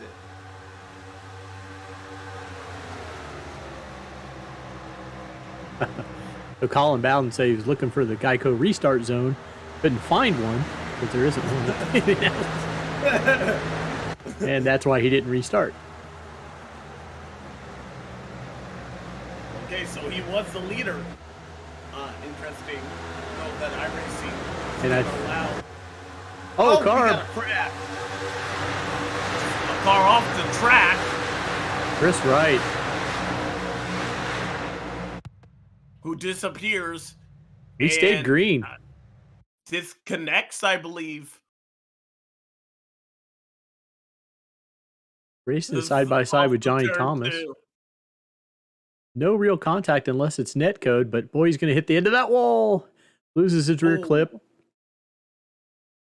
Well, when you hit the back end of that car, that does a lot of damage to it. Oh, it popped right back on. Look at that.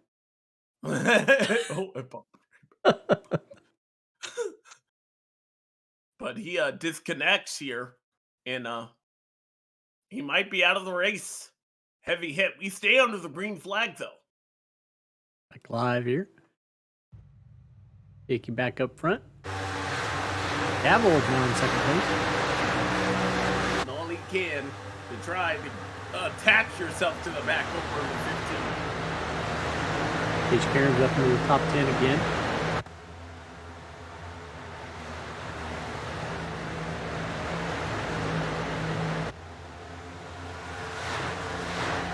We're on to lap 103, 104 this time across the stripe. Dave Therian's up to third, showing a gain of 30 positions tonight.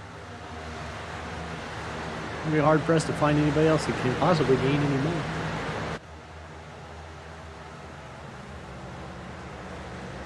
I'm telling you, though, that 02 is probably past the most cars tonight. Definitely, he's still got more. Looking off about one a lap right now. Right on the back of RC Anderson now. The tougher it gets. Just as soon as I say it, he's past RC Anderson, now on the back of Matthew Weeks. Anderson forcing an end of the line penalty to start this race for the 02. And a self-inflicted wound in the pits, looking back to the 20th spot. Now nicely. 8th spot currently for that 02 car.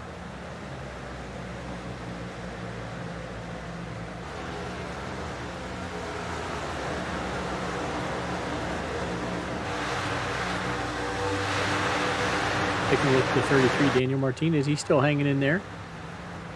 I think he's going to be able to make it with us all night. Up in the 11th position.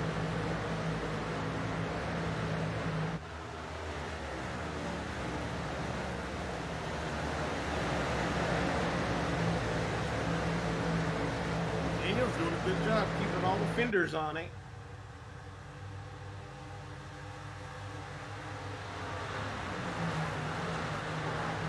We still have 32 cars on the lead lap.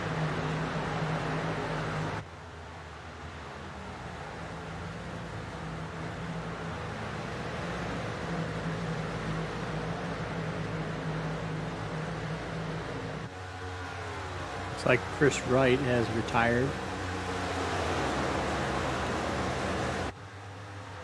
I imagine so. That was a hard hit. So Wesley Crump would be our, well, Wesley Crump and Robert Hill are only two cars that are still running, but off the lead lap.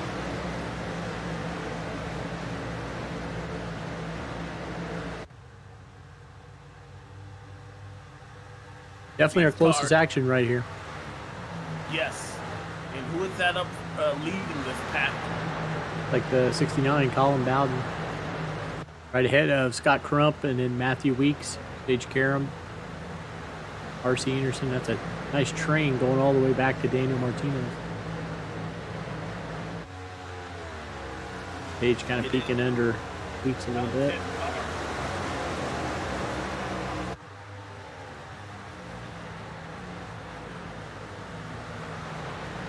Matthew's going a little bit wide in turn 3.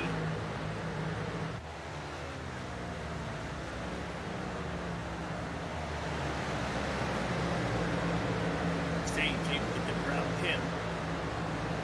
Spot.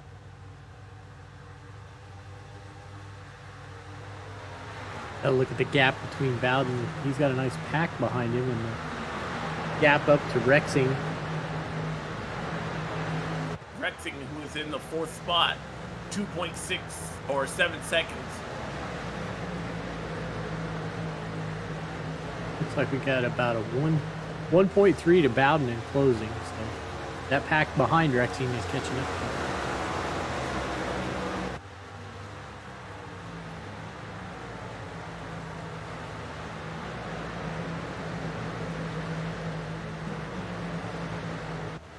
No changes up front. Everything's about the same.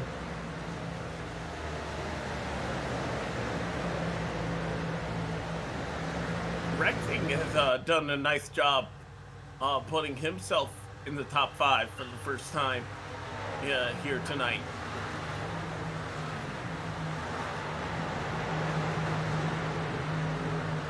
Karam goes under Crump for another position.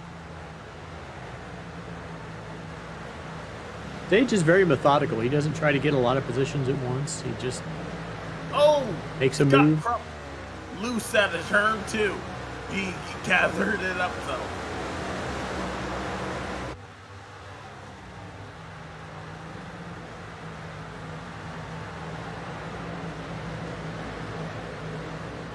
But yeah, that 02 car, definitely methodical. This is best. Back on the leader up here. Chad Frickenfield racing against the time. We don't know when darkness will fall. Oh, this mysterious darkness falls over Indy Speedway. But, if I had to guess, though, from living my whole life in Indiana, if I had to guess from the shadows, I'd say we're past 6 o'clock now. The front stretch seems to be almost all in grandstand shade now. 50 laps to go. Less than 50 seconds a lap. We should be able to get this if we stay green. I also don't know what month we technically put this in. If we're running the Brickyard when we normally run the Brickyard in Indiana, thanks to daylight savings time, it stays light to almost 10 o'clock.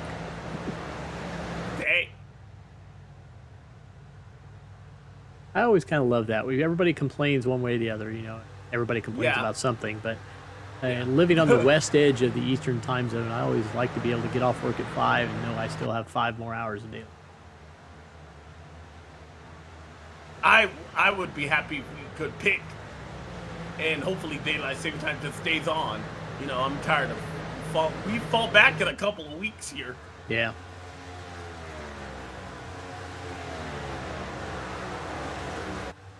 I'm impressed by the run by this 01 car, Ryan Gavel, who was able to, like I said earlier, remedy some of the mistakes that were on that race machine, and he's driven it back to the 2nd spot. This car was outside of the top 10 early on. He's figured out his issue. It looks like coming out of 4. He's not. Last couple laps I saw him, he's not quite as loose coming out of there. Track definitely cools off as the sun goes down.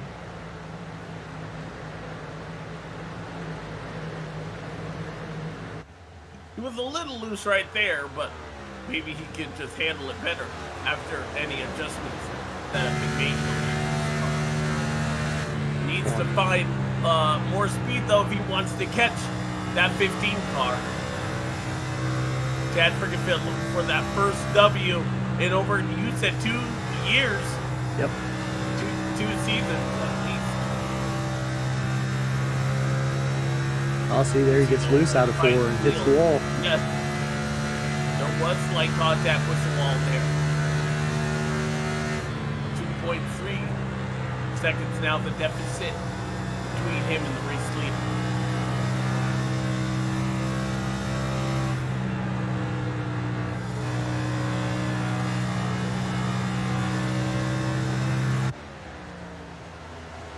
Tom Bowden, who is our pole setter for today, I believe.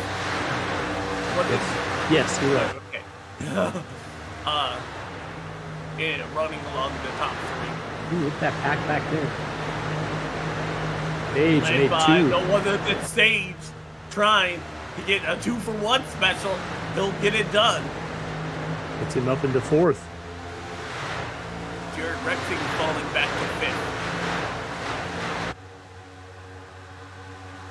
I still believe we're not within the fuel window, so we will have one more pit stop that needs to be made. One more green flag pit stop if we were to go green all the way to Oh, the Rexing, hold on. Big wiggle.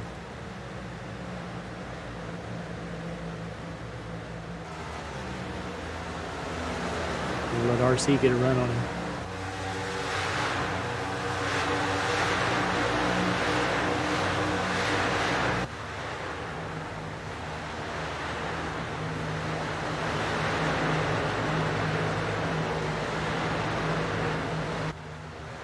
I'll make that pass into 3. Now we got to see what the gap is with Karam and Gavel in front of him. About Karam's still 9/10 of a second. 3.2 seconds behind Frankenfield. He's put some distance though on the 50 RC Anderson, who's in the 5th spot. If you look there on the ticker and look at the gap to Frankenfield for Karam, look at it come down like a 10th or 100th of a second, just like constantly, just coming down. He's reeling in. If not the fastest car on the racetrack here, does he have enough time? Beginning to run out. The laps are dwindling down here, folks. Last lap, he was about 3/10 of a second faster than everybody on the track.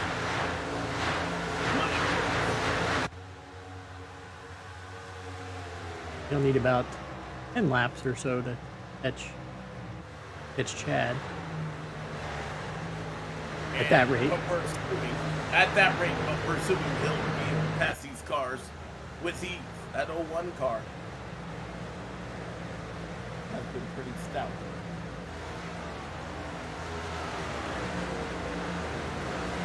Yeah, last lap he was 6/10 of a second faster than Gavel, though, so he should be, with that kind of speed delta, he should be able to get by.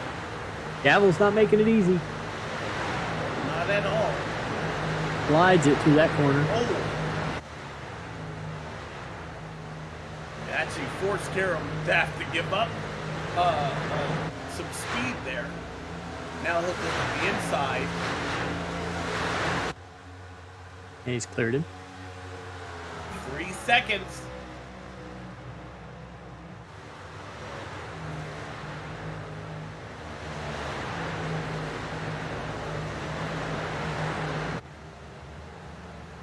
Karam's gonna make me a believer, man.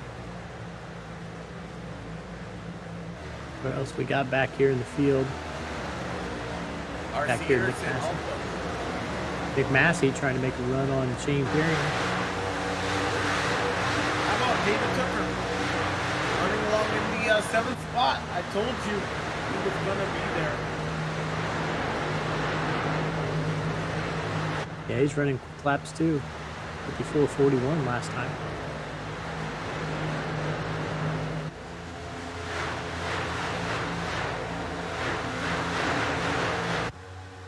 So we talked about Chris Wright being at the cut line. That's really going to hurt his chances. He's going to get 0 points for finishing where he's at.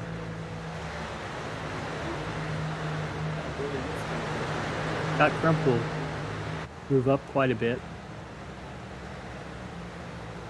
He may just be benefit by the fact that some of the people behind him weren't here tonight, so he may stay close to that cut line.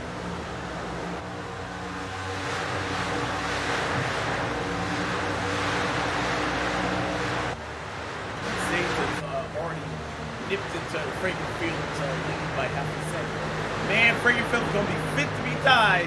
Garrett gets around.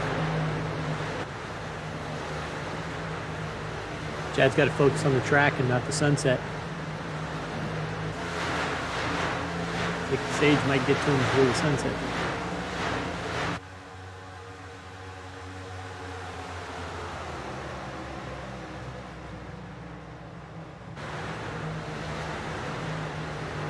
Kate Lytle coming up on the back of Nick Massey there.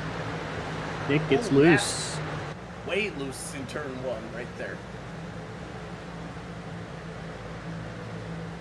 We'll let Tate get a run on him. Trying to fight it for it. And he will use the grab advantage of that 88. Move Tate Lytle into 14th. Tate Thatcher and Trey Holmes. 14th and 13th there. They've lost a couple of spots.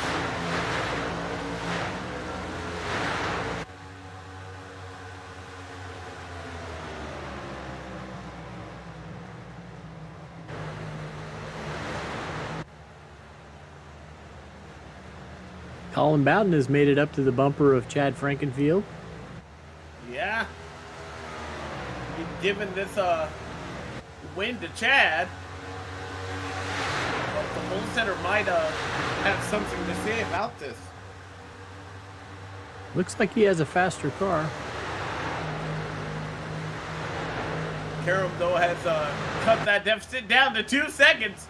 Oh my goodness! I don't know if you can hear the theme music to Jaws. Oh, Bowden loose. Good save. Can he save it? Oh, smacks it into the wall. And that's going to give Sage up to 2nd. No caution. No caution, but yes, that was a big moment for that 69 car. And I believe damage to the right side of that machine. I'd have been a little code brown to the rest of the field, seeing that in front of them as they come down the front stretch. I like that code brown.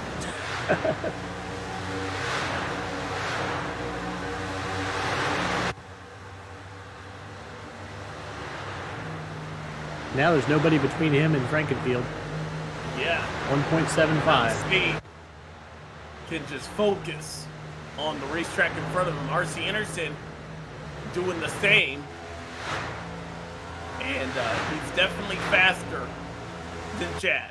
Chad better be running some perfect laps up front. Because it's not a question of if, but when that 02 car gets there. Yeah, you can take a look at the lap times there. A lot of green on the side of Karam. Average probably 0.2 of a lap. About 10 laps if we had one of those fancy little like Formula One does of when you're going to be in range for passing, I would say. Oh, it's getting good. Don't turn around. R.C. Anderson actually taking a look underneath Sage. Oh, I thought. It might have been just brief.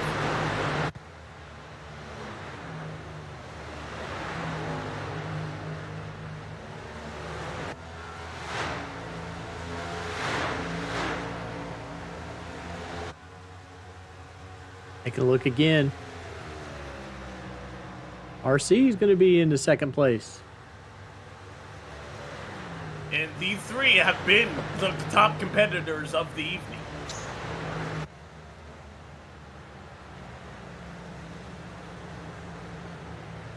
Battle of the real world drivers. What will happen here? Yeah. And Chad.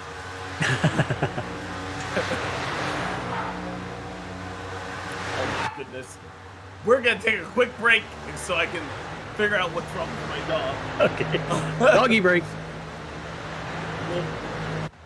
We're clear.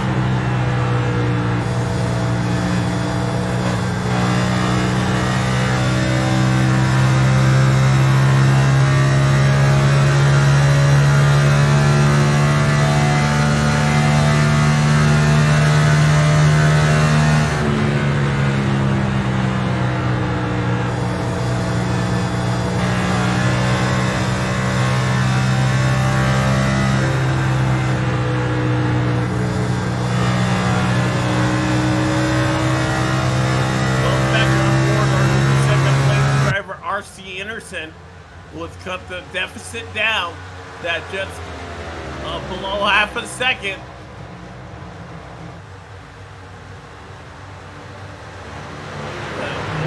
Car. Where is he? Yeah, I wanted to go back and see. Colin passed him. Go back and see what happened there. Did the O2 burn off his stuff? They're gonna get to the outside wall, maybe? Nope. Was there a pass? Yeah, the 69 was able to pass him. I just think the O2 got a little high in turn 2. Yep. Allowed that 69 car. He's twitching a lot himself, yeah. Just couldn't pass. But RC is running down Chad. And RC is there. He's not run him down. If we would have gone back any later, we'd have missed it. Exactly.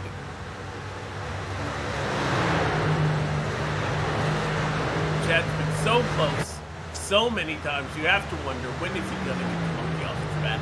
You know he wants to win.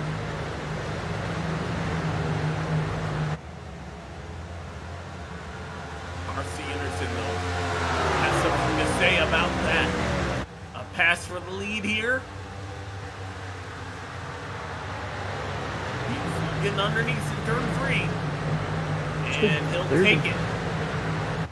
New leader. 33 laps to go. Sunset did not come soon enough. We're bowing loose off the wall. Again. He has great car control. Even when he gets sideways, he's always good control. Gavel with it. I saw some cars, I believe were within the fuel window now.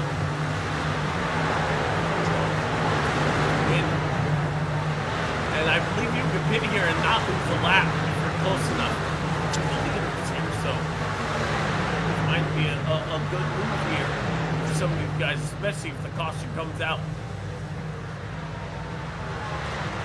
Jeff Green, Ryan Gavold,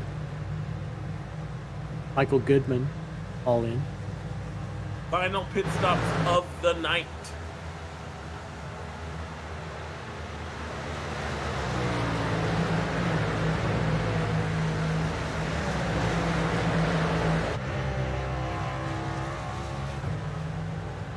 Chad now in second for what seems like forever since he's been in second place. Yeah.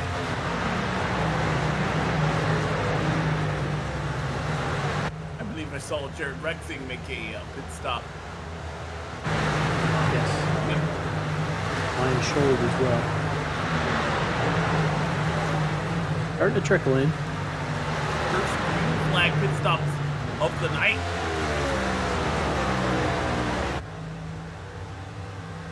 I believe the longest green flag run of the night here currently as well.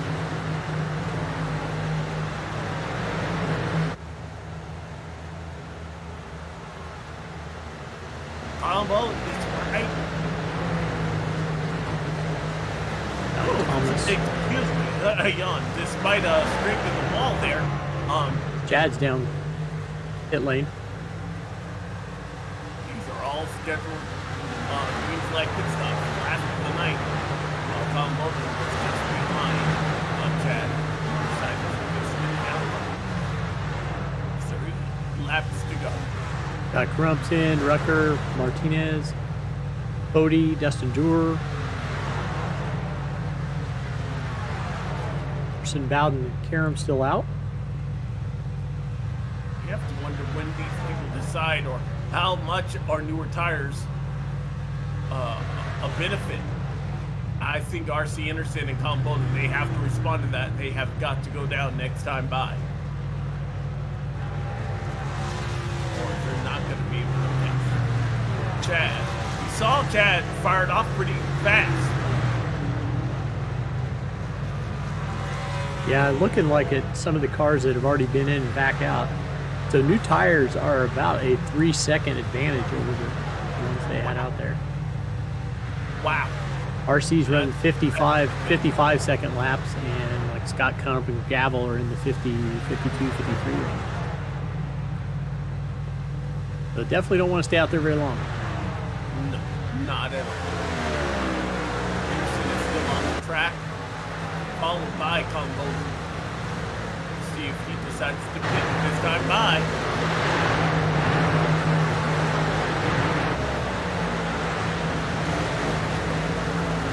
Lap time right now.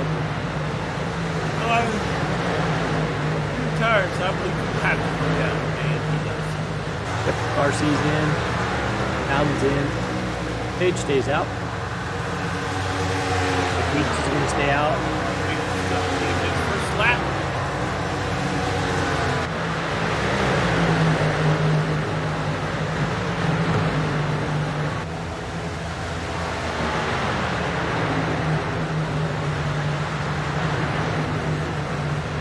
Those cars that Sage has in front of him are probably just going to run away from him.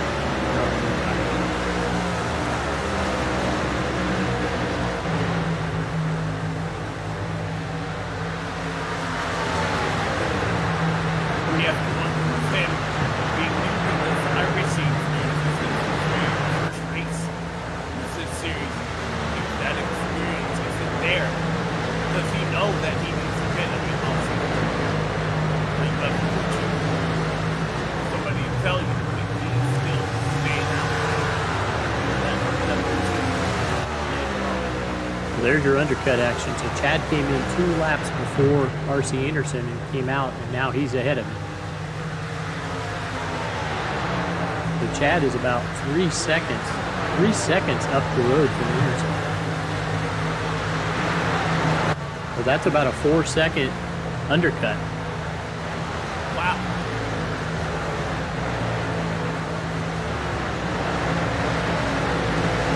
Passing Capel. I'm worried about that too. I think it's staying on the main. It's definitely not going to have time or track. Yeah, you you can kind of see the gap between him and Frankenfield. When you look at the 7th position and see what that lap can get. Distance is 30 seconds from past the search bowling. Chad's on fresh tires. It's the first car on fresh tires.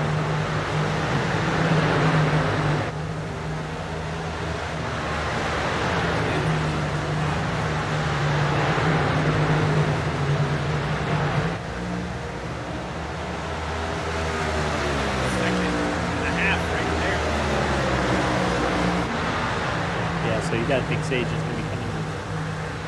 He's either going to not stop, and he's going to get. You don't necessarily think that he would be able to get all the way back to it. Eventually, those tires are going to balance out. I don't think he has fuel to get. He last came in at lap 98. But who knows? That'd be 62. Maybe he knows something that we don't. 62 laps in Happy Week, St. Darian.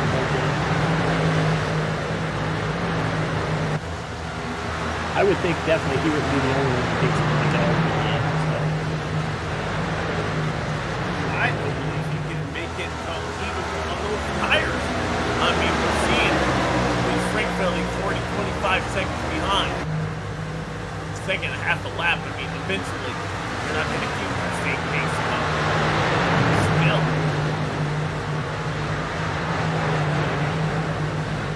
And how does a caution, if a caution would come out, how does that change things? A caution would probably be careful with his friend because he would be able to keep some track position. And if others decide to get behind him.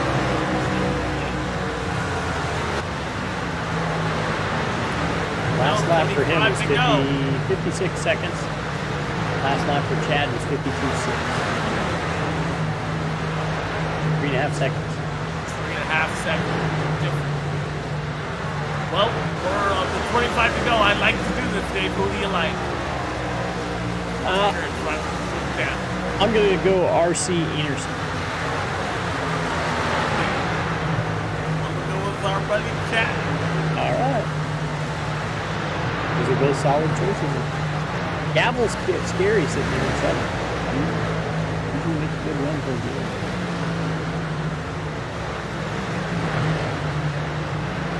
He also may be a good guest to be the guy who calls it. Hey, never miss it. That's right.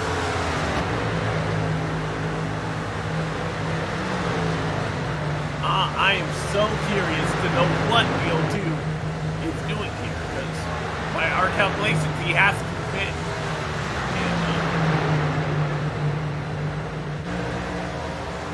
And he's going to lose so much time. I don't think 24 laps is going to be able to run down on newer tires. Everybody else that's been out there.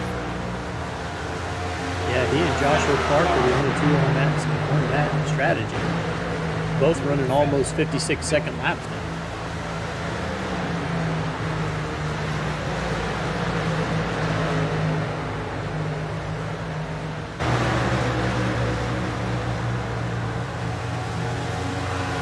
What? I've been wrong before. Shocker. Here's somebody calling on your pit.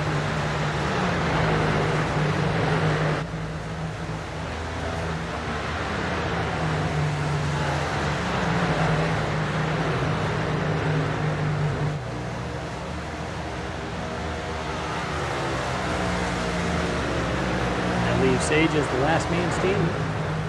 Last man to hit.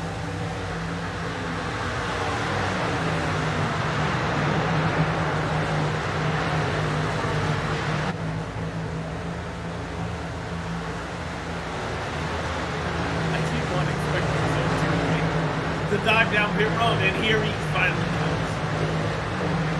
Now, benefit he will get is that his tires will be fresher for the end.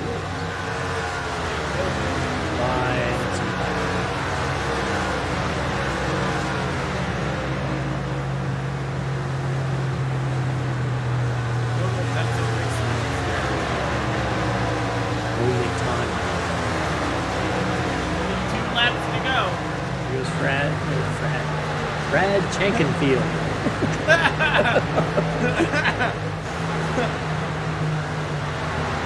Chad's our new leader. Next time Miller in second, RC Anderson in third. Expect RC to get by Hank.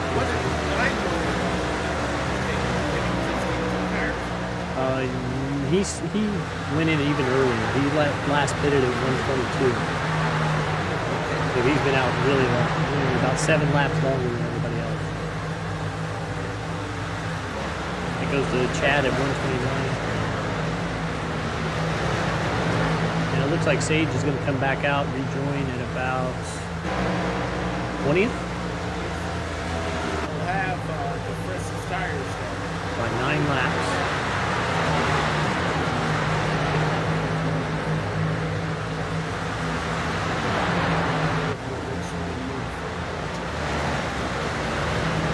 So yeah, 25 seconds. He would have to make up at least a full second a lap.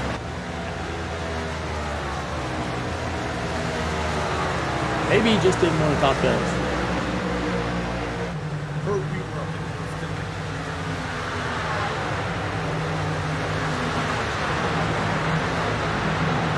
RC is about 1.7 seconds back from Chad. He is running faster laps than Chad right now. Not by much. But enough.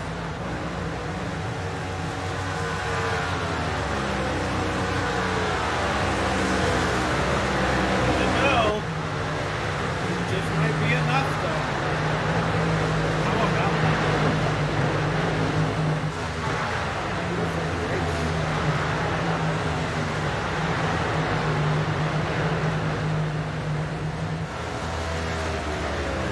Still don't know about the sun. We're looking okay. We'll have to ask that. Remind me to ask about the sun.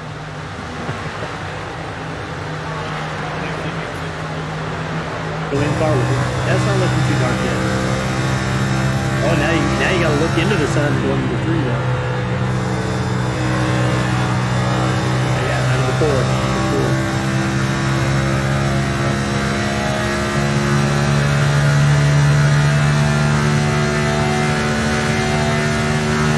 4. From Indiana, is that sun placement real? Yep. Where? Yeah, that's about right. This would be about what they call happy hour at the end of the day, the last hour before it goes behind the grandstands. And that just came over the radio. Said anybody else absolutely blinded in turn 4?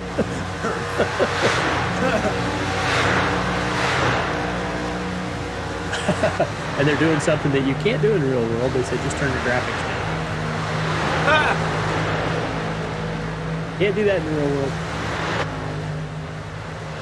Don't have to talk about the sun at all during the Brickyard 400 or the Indy 500. Yeah, usually that time of year we don't have to worry about sunshine At all. which is good. Speedway, Indiana is tough to get out of in daylight. I can imagine trying to get out. No lights in the parking lots either.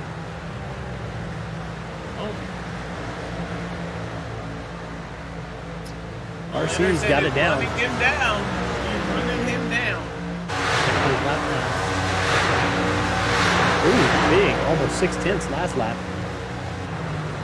He does that again, he's going to be on his bumper. Traffic also play a factor into this.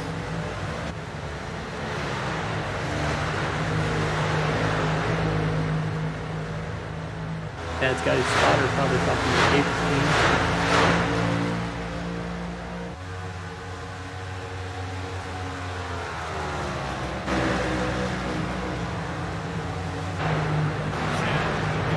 Victory 17 laps away.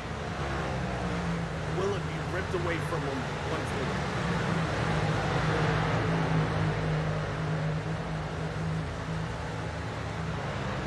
Looking back through the field, not a lot of close battles, nothing within 2/10 of a second all the way back to 13th, 14th, so we'll hang up here. I think RC is going to see at least try to get to Chad. Chad can defend. Just keep getting out of the way. Down to 0.2 of a second. We should have a run on him into the straight. See what this lap car does. Ooh. Chad trying to use that car to pit. RC's going to try the outside. Oh, it gets loose.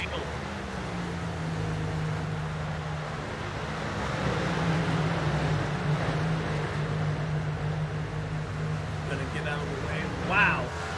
That was tight. It was dicey right there.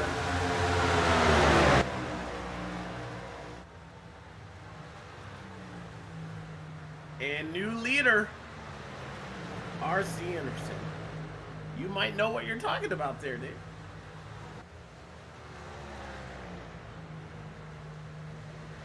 That was impressive to run him down, though, in the time span he had.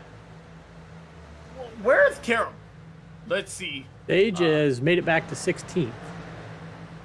Yeah, I don't think he's close enough. No, he's not a player in this anymore. So now nobody's, speed-wise, nobody's below. Eight's running some pretty good times. They're faster than RC. This might be a little far back. He's in the 4th position, about 8 seconds off the pace. Off the point, at least. Steinmuller's on the wrong side of the trend. He's on the, his lap times are falling. Yeah.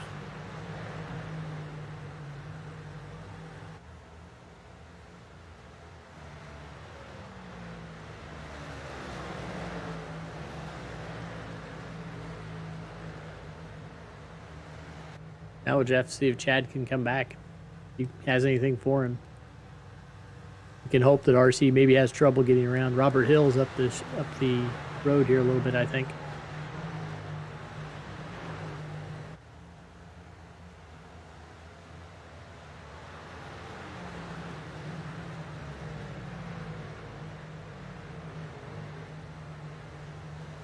Whoa, Chad. Chad way low. Off the track practically in turn 2.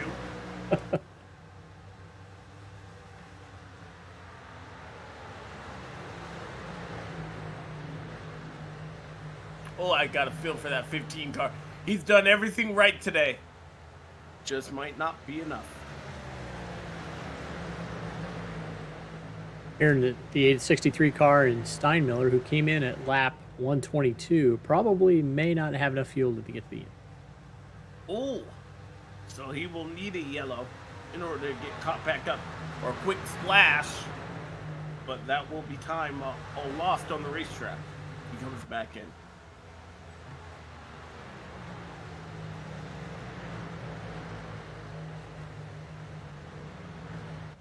RC's continuing to pull away from Chad. Almost 0.7 of a second that last lap.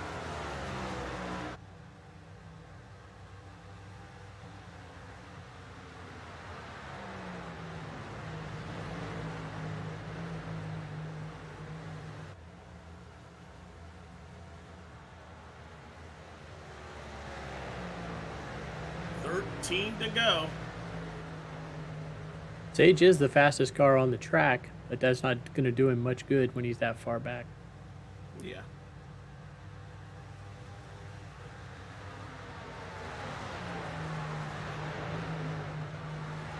This is the longest green flag run of the night.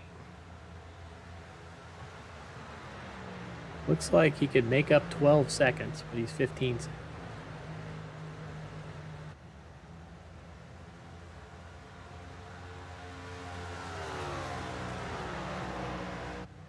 All right, 12 to go. We'll take our last commercial break or decide to leave you with pictures. So don't go anywhere. We'll be right back to bring the finish of the Brickyard 400.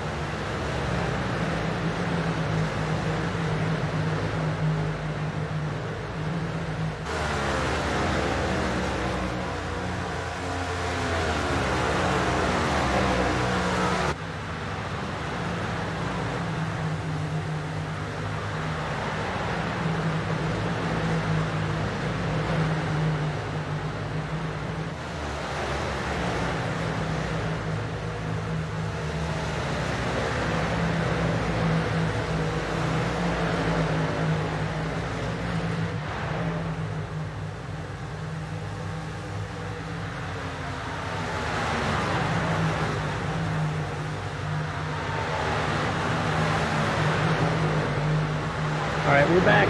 Last 10. Bring her home. All right, folks. Oh, my goodness. Contact behind Nick Massey, who won that pack of cars in turn 1, just as we were coming back to you. And caution is out. Ryan Gavel. Oh, my goodness. What did I say? What did I say? You did say that. Caution with 10 to go here. Gavel And this is sideways what I off of saw Trey with Trey Holmes. Holmes. This is what I saw. And once you get out into the dirt and gravel and stuff, you just along for the ride. You're a passenger inside your own race car. And he goes around, and we are under caution here. This changes everything. Does anybody pit? I believe so. We saw what a difference tires new make. Tires does. Yeah. I think this plays right back into the hands of Chad if he can have a good stop. You need a good stop. You cannot afford to slide through your box. Don't do a sage carom like we saw earlier.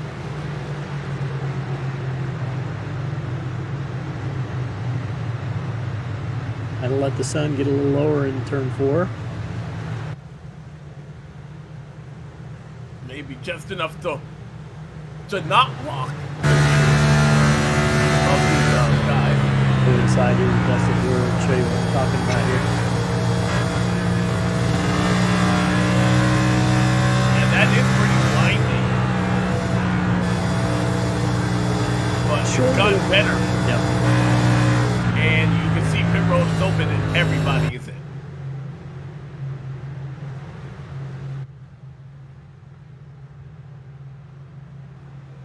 Who stayed out?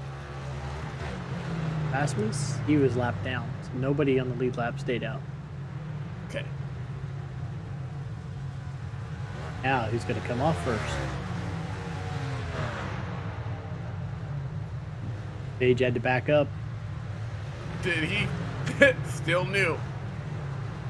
There's somebody else backing up. RC, I think, got out first. RC, yep. And Karam. Page got out second. Get out in second spot. Now he only went 11 seconds, so he must have taken 2. That's 2 tires. Yeah, he remember he had those the freshest tires practically inside the top 15 from that late pit strategy, so not a lot of wear on the left side tires. So he was running 53-second laps on his tires that he had on. And we know 53 seconds are about what you get on a fresh set, so this could be really interesting.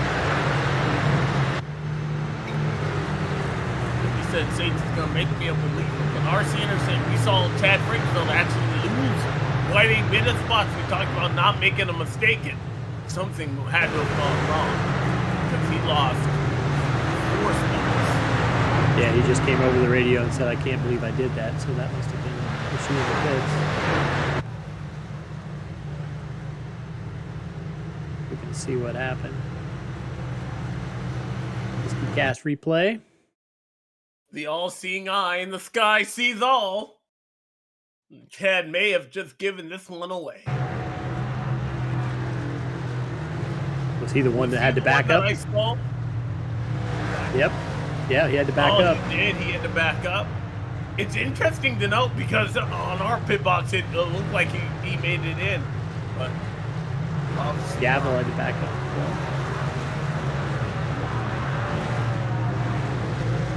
Yep.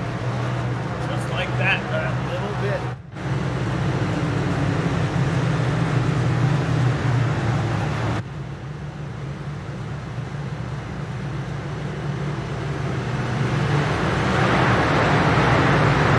Driver's asking his dancing glasses in the pits.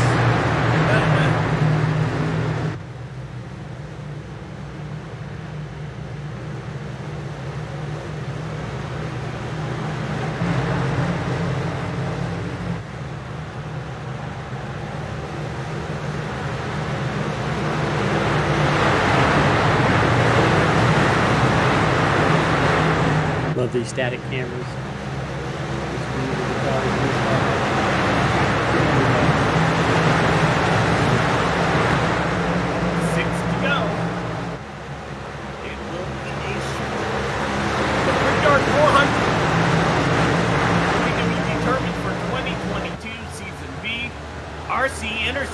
Good jump. Tate Lytle right behind him. Sage Girl doesn't get going in that inside line. He has to defend. Oh, he gets trapped. He gets the block and he'll go around and turn number 1. Caution. Hank Steinmiller got in the back of it.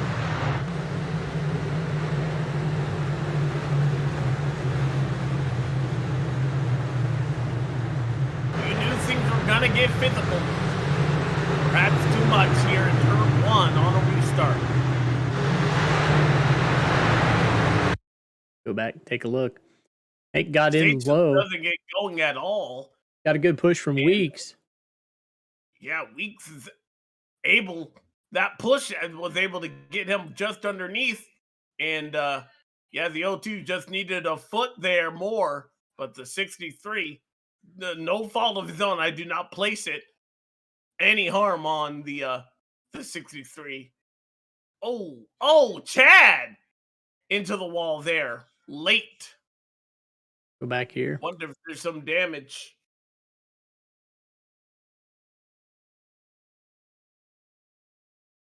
I was surprised the 15 was able to miss the 0-2, but he was not.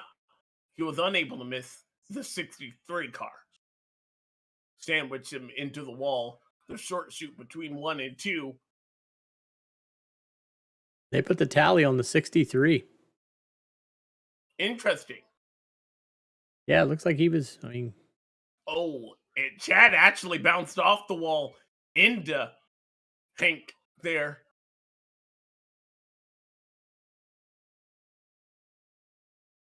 Well, iRacing, I would love to know why some tallies are ruled the way they were. I would not put that on the 63.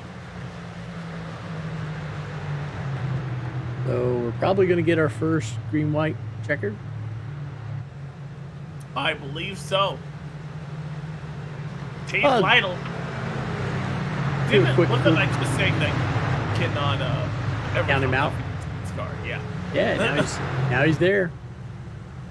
Got a damaged trad behind him. Probably shouldn't be an issue for him. 11 in the 40. And the 90th got from your top 6. What were you saying before I interrupted? I was just going to say I will go through one last sponsor read before we're done. So Join APS. Join APS offers a complete solution for all types of businesses that need to process credit card related transactions. Their industry specific solutions provide the best options for your business model. They have experienced client service representatives who understand what your processing needs are. It's Join APS.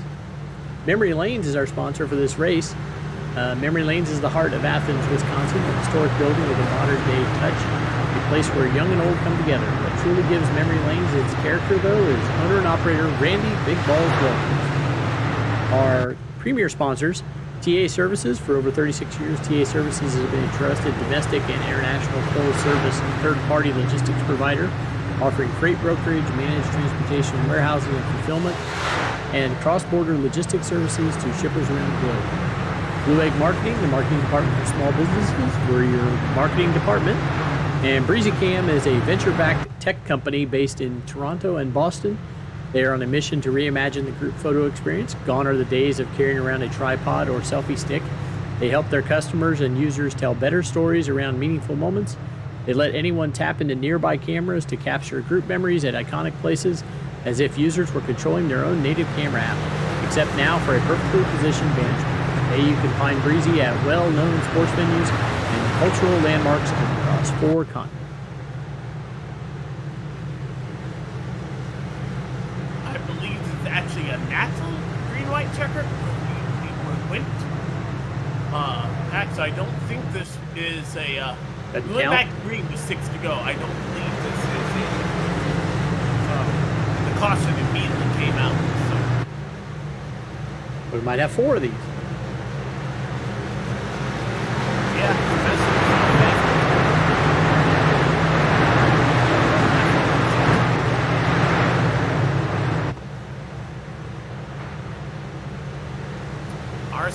Anderson, Tate Lytle looking to try and steal one. Chad Frankenfield.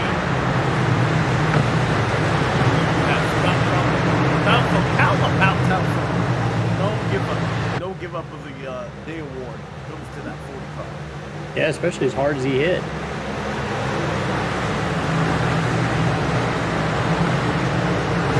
Well, this is it. Or, well, up to 4 times it could be it. This is it, part 1.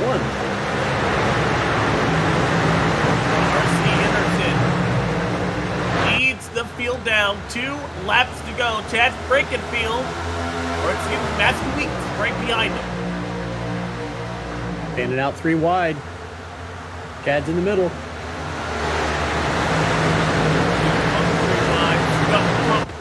To his outside. R.C. Anderson tries to get away.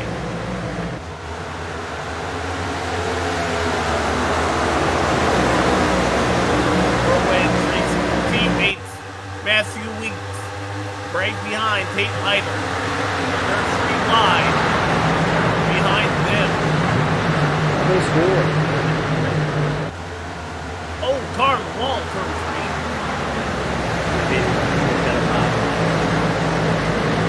If they make it across the strike, the next flag will end the race.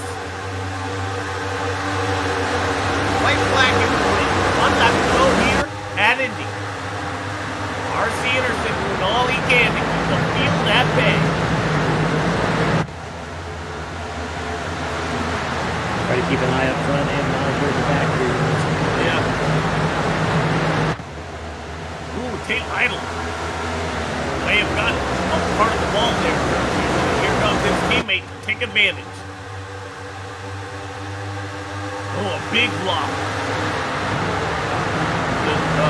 Chad Frankenfield getting there. Looks like it will be enough for the 50 of R.C. Anderson to survive. And it side by side for 3rd, not for 2nd. R.C. Anderson is going to win it. And at the line, I have no idea who got 3rd. It says Tate Lytle. I'm telling you, not even an inch, a fraction of an inch. Their interval says 0.00. 1/1000th of a second.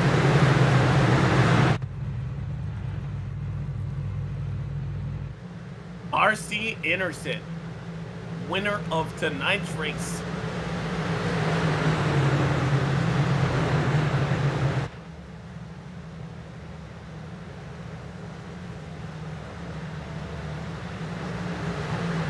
Oh, that was a Pro Edge Racing car too, Latoya. That's a 1, 2, 3 finish for Pro Edge Racing. Yep.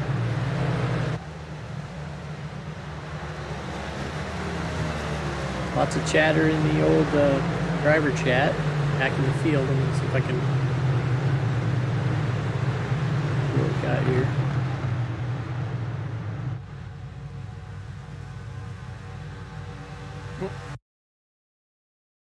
Bumping one another, getting onto pit road. There's David Tooker. Was there a wreck that happened? Tooker and Crump got into it on the last lap here, so we'll see what precipitated the chatter. Crump kind of comes down a little bit into Tooker. A little bit into Tooker, yes. You have to wonder if that was net code, though. No damage, real. They're both okay right now. He looks pretty clear right there. I don't know what happened. And there's always going to be somebody not happy with one another. What position did he P6 Tooker finish? P6, so yeah, looked okay to me.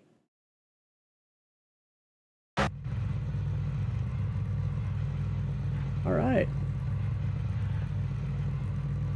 Let's take a look at the results here before we get our guys up in the booth.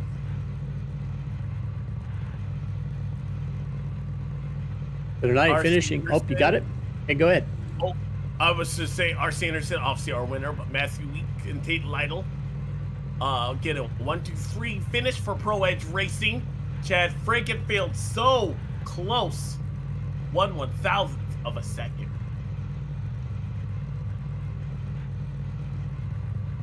See who we got in our waiting room. We got first and third, so. All right. Your choice. What do you want? We'll go with third. How about that? Third. Okay. All right, buddy. We have to ask him, are you really third? Are you really third? Yeah. Yeah, look at the replay. I'm third. Yeah, watch it. It's not by a lot, but it's enough. Well, it depends on what if you're going from the bricks, probably not, but if you're going from the white line, I am third, baby. And I think it goes from the white line, so that's P3. That was a crazy finish there. Walk us through your race there, Tate. Okay, well, do you got 20 minutes? Because it might be a long one. Let's see. We didn't allot ourselves enough time in qualifying to get a second lap, so we started 28th. We drove up to like 8th or something that first run, and then it was kind of just hanging out in the top 5, hoping for a long run. I think those guys that were running harder were probably going to end up better than us anyway, but I was trying to save tire. I don't know if I still don't think it was going to help me, at least on those top 2 or 3. But and then with like 50 to go, I sped on pit road, which is amateur hour. And then I get up to second on RC, and I'm pulling him down the straightaway with like a lap and a half left. I'm like, oh, we might have a chance here. And I drive into turn 3 like I don't know, like I never did it before, and about hit the wall. And then same thing down the front stretch, getting a run on him. I'm like, I mean, at least we got to the white flag.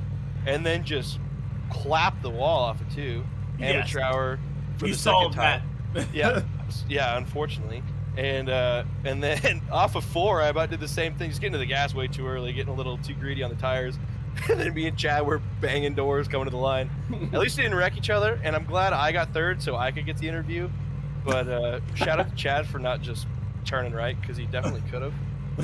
But yeah, congrats to RC. He's me and him been working pretty good together the last week and a half or so. Crump, I'm sorry, I can barely focus. Crump's having an aneurysm in chat right That's now. my left ear too, and I'm like, I can't hear anything. Yeah. Love racing Crump, but at some point you got to shut up. But yeah, that's kind of my race in a nutshell. It looked funny. You got Pro Edge racing a 1-2-3 finish.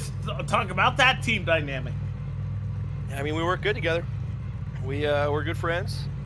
We're going to Daytona, some of us together, here in February. So I mean, I've hung out with a couple of them in real life too, and we've been racing every night together for the last however long. And I don't know, we're good friends.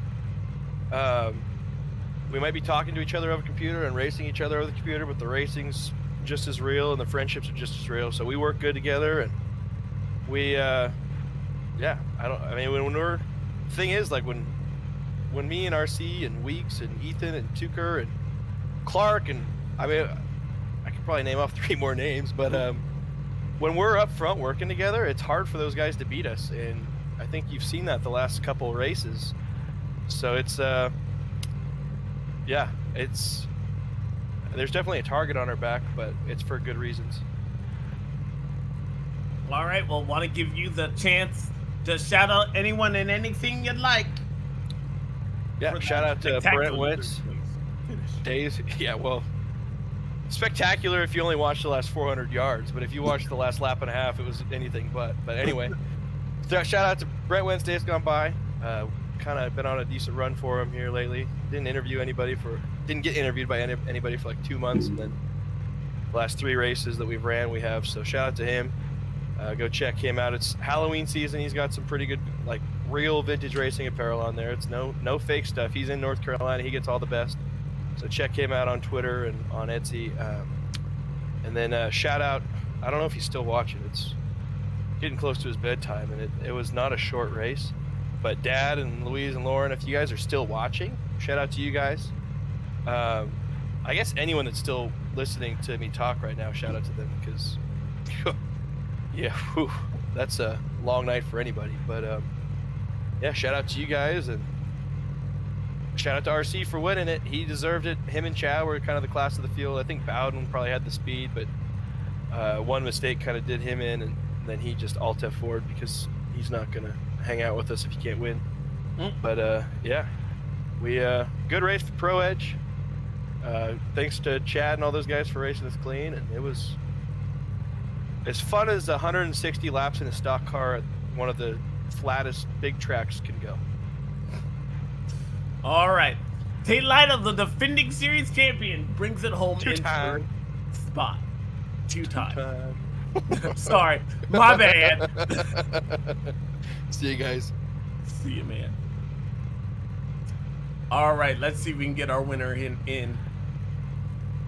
RC, man. Oh, you want RC? You want Weeks? You working in order here? Oh, I'm sorry. I didn't know we had Weeks. Oh, I'll take Weeks. Got to stay with that Pro Edge pecking order here. So. Yeah. Alex, my guy, dude. How's it going, man? So happy to hear you, man. It's been so long, dude. Glad you're back. Thank you. Thank you very, very much. Walk us through that final restart there. You got up to second, man, and your teammate there looked like he was having trouble. He told us he had trouble on that last lap. What was it like behind the wheel for you?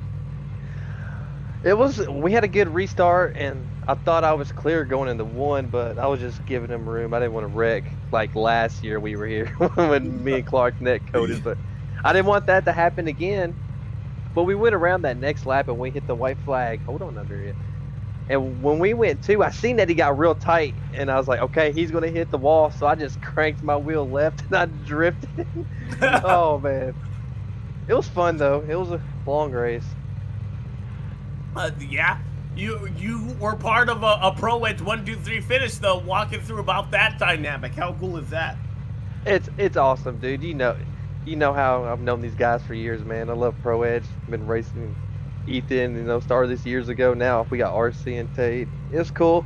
I really wanted to get up there and race RC for the win, man. I want to win so bad, but it's cool that we ended up bringing the crown jewel 1-2-3. I think maybe we done that at Daytona. I think Ethan and I finished 1-2 at Daytona one year at the 500.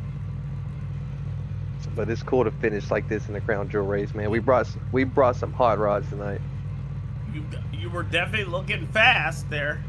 What did you need more out of your car, though, in order to compete? I needed the long green flag runs. I wasn't good really in the first 10 laps of a run, but once we hit, I would say 12, but once we hit like lap 13, 14, everyone was starting to get loose. They burned their rear off, man, and I'm just sitting there clicking off the same times, and I needed long runs. That's really what I needed tonight. Well, man, want to give you a chance to shout out anyone and anything you'd like?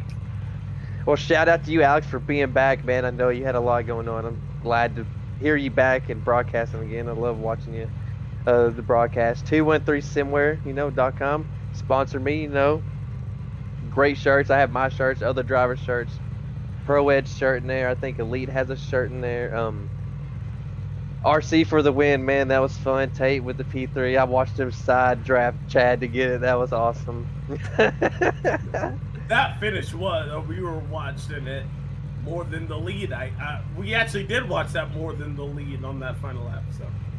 And then, Jonathan Cutlip, he's the admin now. He makes all our schemes, man. And him and Justin went to work on the scheme I ran tonight last year. It's a Demon Slayer. It's like one of my favorite animes. I wanted to run that tonight. They work good. They make amazing schemes all the time, dude. That's about it. All right. Well, it was so good to hear you too, man. It's been a minute. Yeah, I'm going to get up here and get a victory soon, man. It's coming. I expect it. All right. That was Matthew Weeks. He finished his second here tonight. Now we'll get RC Anderson. RC, man, are you there? Oh yeah, I'm here. Sorry. Oh no, you're good. You won tonight. Walk us through getting into victory lane here and the battles you had, especially with Chad toward the end. Yeah, it was really good. I mean, of course, at the beginning of the race, I didn't really do any form of a long run at all, anything past 3 laps. So I didn't really know what to expect, and they kept telling me it's going to get loose, and the car felt really good, so me and Chad just started taking off. And I got to like 20 laps in the stint, and I'm like, oh man, this is really bad. And it was just managed. The first stint was the worst by far. It was just managing tires. I think I was all the way down to like 50% or something on the right sides. Like I was just barely hanging on, just trying not to lose the car. And then I just started tire saving. I saw how fast Bowden was. He was gaining a half a second a lap on us towards the end of that first stint. I was like, man, I really need to save some tire. And Chad wanted to take off, and I kind of just let him do it because I knew that the tires were just worth so much the last 15, 20 laps of the stint. And just kind of was getting the hang of the saving the tires here. It's really tough at Indy with how much you charge into the corner, how early you go to throttle, what time you spend off throttle. It's really tough. So just trying to find that happy medium, and it just got better and better towards that last stint. That the last pit stop that you guys had, were you concerned coming out 4 seconds before running down Chad? Yeah, a bit. I mean, we came out of the pits, but I knew I went 2 laps longer, so I was like a second ahead of him, and I pitted 2 laps later, so it's what, about a second and a half a lap or something. So I knew I was going to be back a bit, but I knew if I just kind of conserved tires and just manage that gap, try not to slide the car, that I would have 2 laps fresher coming into that last part of the stint. And then once he started falling off, I was just really able to chase him down. I got pretty fortunate though with lap traffic. He seemed to catch cars at the wrong spot, and I was able to get by him at the right spot. So that helped reel in that gap a big portion. He led a big part of that race, but you seemed to be on fire toward the later half of that. Just what was it like battling against Chad? I mean, me and Chad, we always race really, really clean. I mean, I was his teammate for the past, 4 or 5 seasons, something like that. And that's the team I started with, and that's all the way until I joined Pro Edge Racing this season. And it's been really fun. But me and Chad, we still always talk a lot. And even sometimes in the race, if I don't have any of my teammates up front, we kind of coordinate a little bit, and it helps out. Just because I know I can race him clean and hard, and he can race me hard, and I'm not worried about him running into me. So it's been really good up front racing with him. I'm glad I got the win. I know he was very desperate to break his 2-year streak of winless in Cup. He was even telling me about it. He's like, I want this so bad. I was like, well, I'm obviously gonna try as hard as I can, and it ended up working out. I was not looking forward to that caution at the end though. Oh, what was going through your mind when you did have that caution? I was just thinking it's going to be a dogfight, especially if we do the pit stops like normal. I mean, it's very rare you see people jump positions. I think Chad slid his box. I think had we had that restart and he was in second, I think it would have been me and him battling towards the end of the green-white checker, not just having a small gap and having my teammates there. So I got a little fortunate with that. I know he said over the radio, he was like, man, I wish I didn't make that mistake. But we ended up Pro Edge 1, 2, 3 on the restart, and obviously we're all in Discord, so we're trying to get good restarts, and we did well. And then, I mean, I'm staring in my mirror on the white flag, and I see Tate slap the wall coming out of 2, and I'm like, dude, I'm over the radio like, why? I can't believe you had enough in you to look behind you. I'd be looking out the front windshield. Oh yeah, this race was really long. I'm definitely a little sweaty, and but yeah, me and Tate have had a pretty good run so far this week and a half or so. We always seem to find each other in the top 2. Shame the gateway one got away from me jumping the restart zone, but still cross line second, so I'll take it in my head as a second, but I know I finished like 28th or something like that. But we've been running really good, finishing 1-2 a lot, and then just to have Pro Edge cross the line 1, 2, 3, especially Tate getting it by 1,000th is just that much sweeter.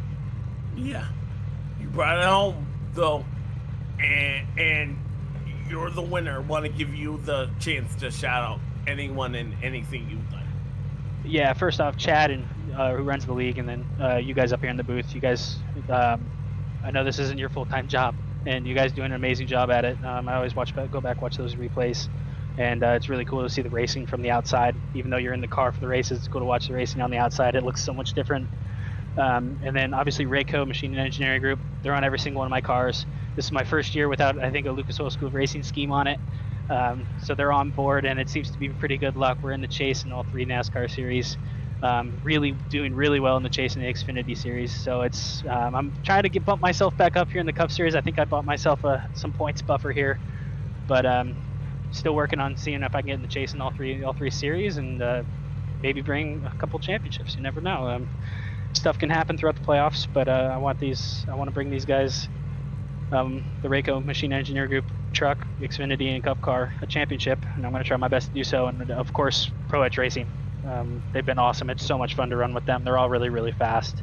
And as you can see, I think we were 1, 2, 3, 7, and 17 or something like that. It was really good on our part, and we're gonna celebrate this one and definitely use this momentum for next week. All right, that's RC Anderson, winner of tonight's Brickyard 400 for the Elite Racing Network. Congratulations there, man. Thanks a lot, guys.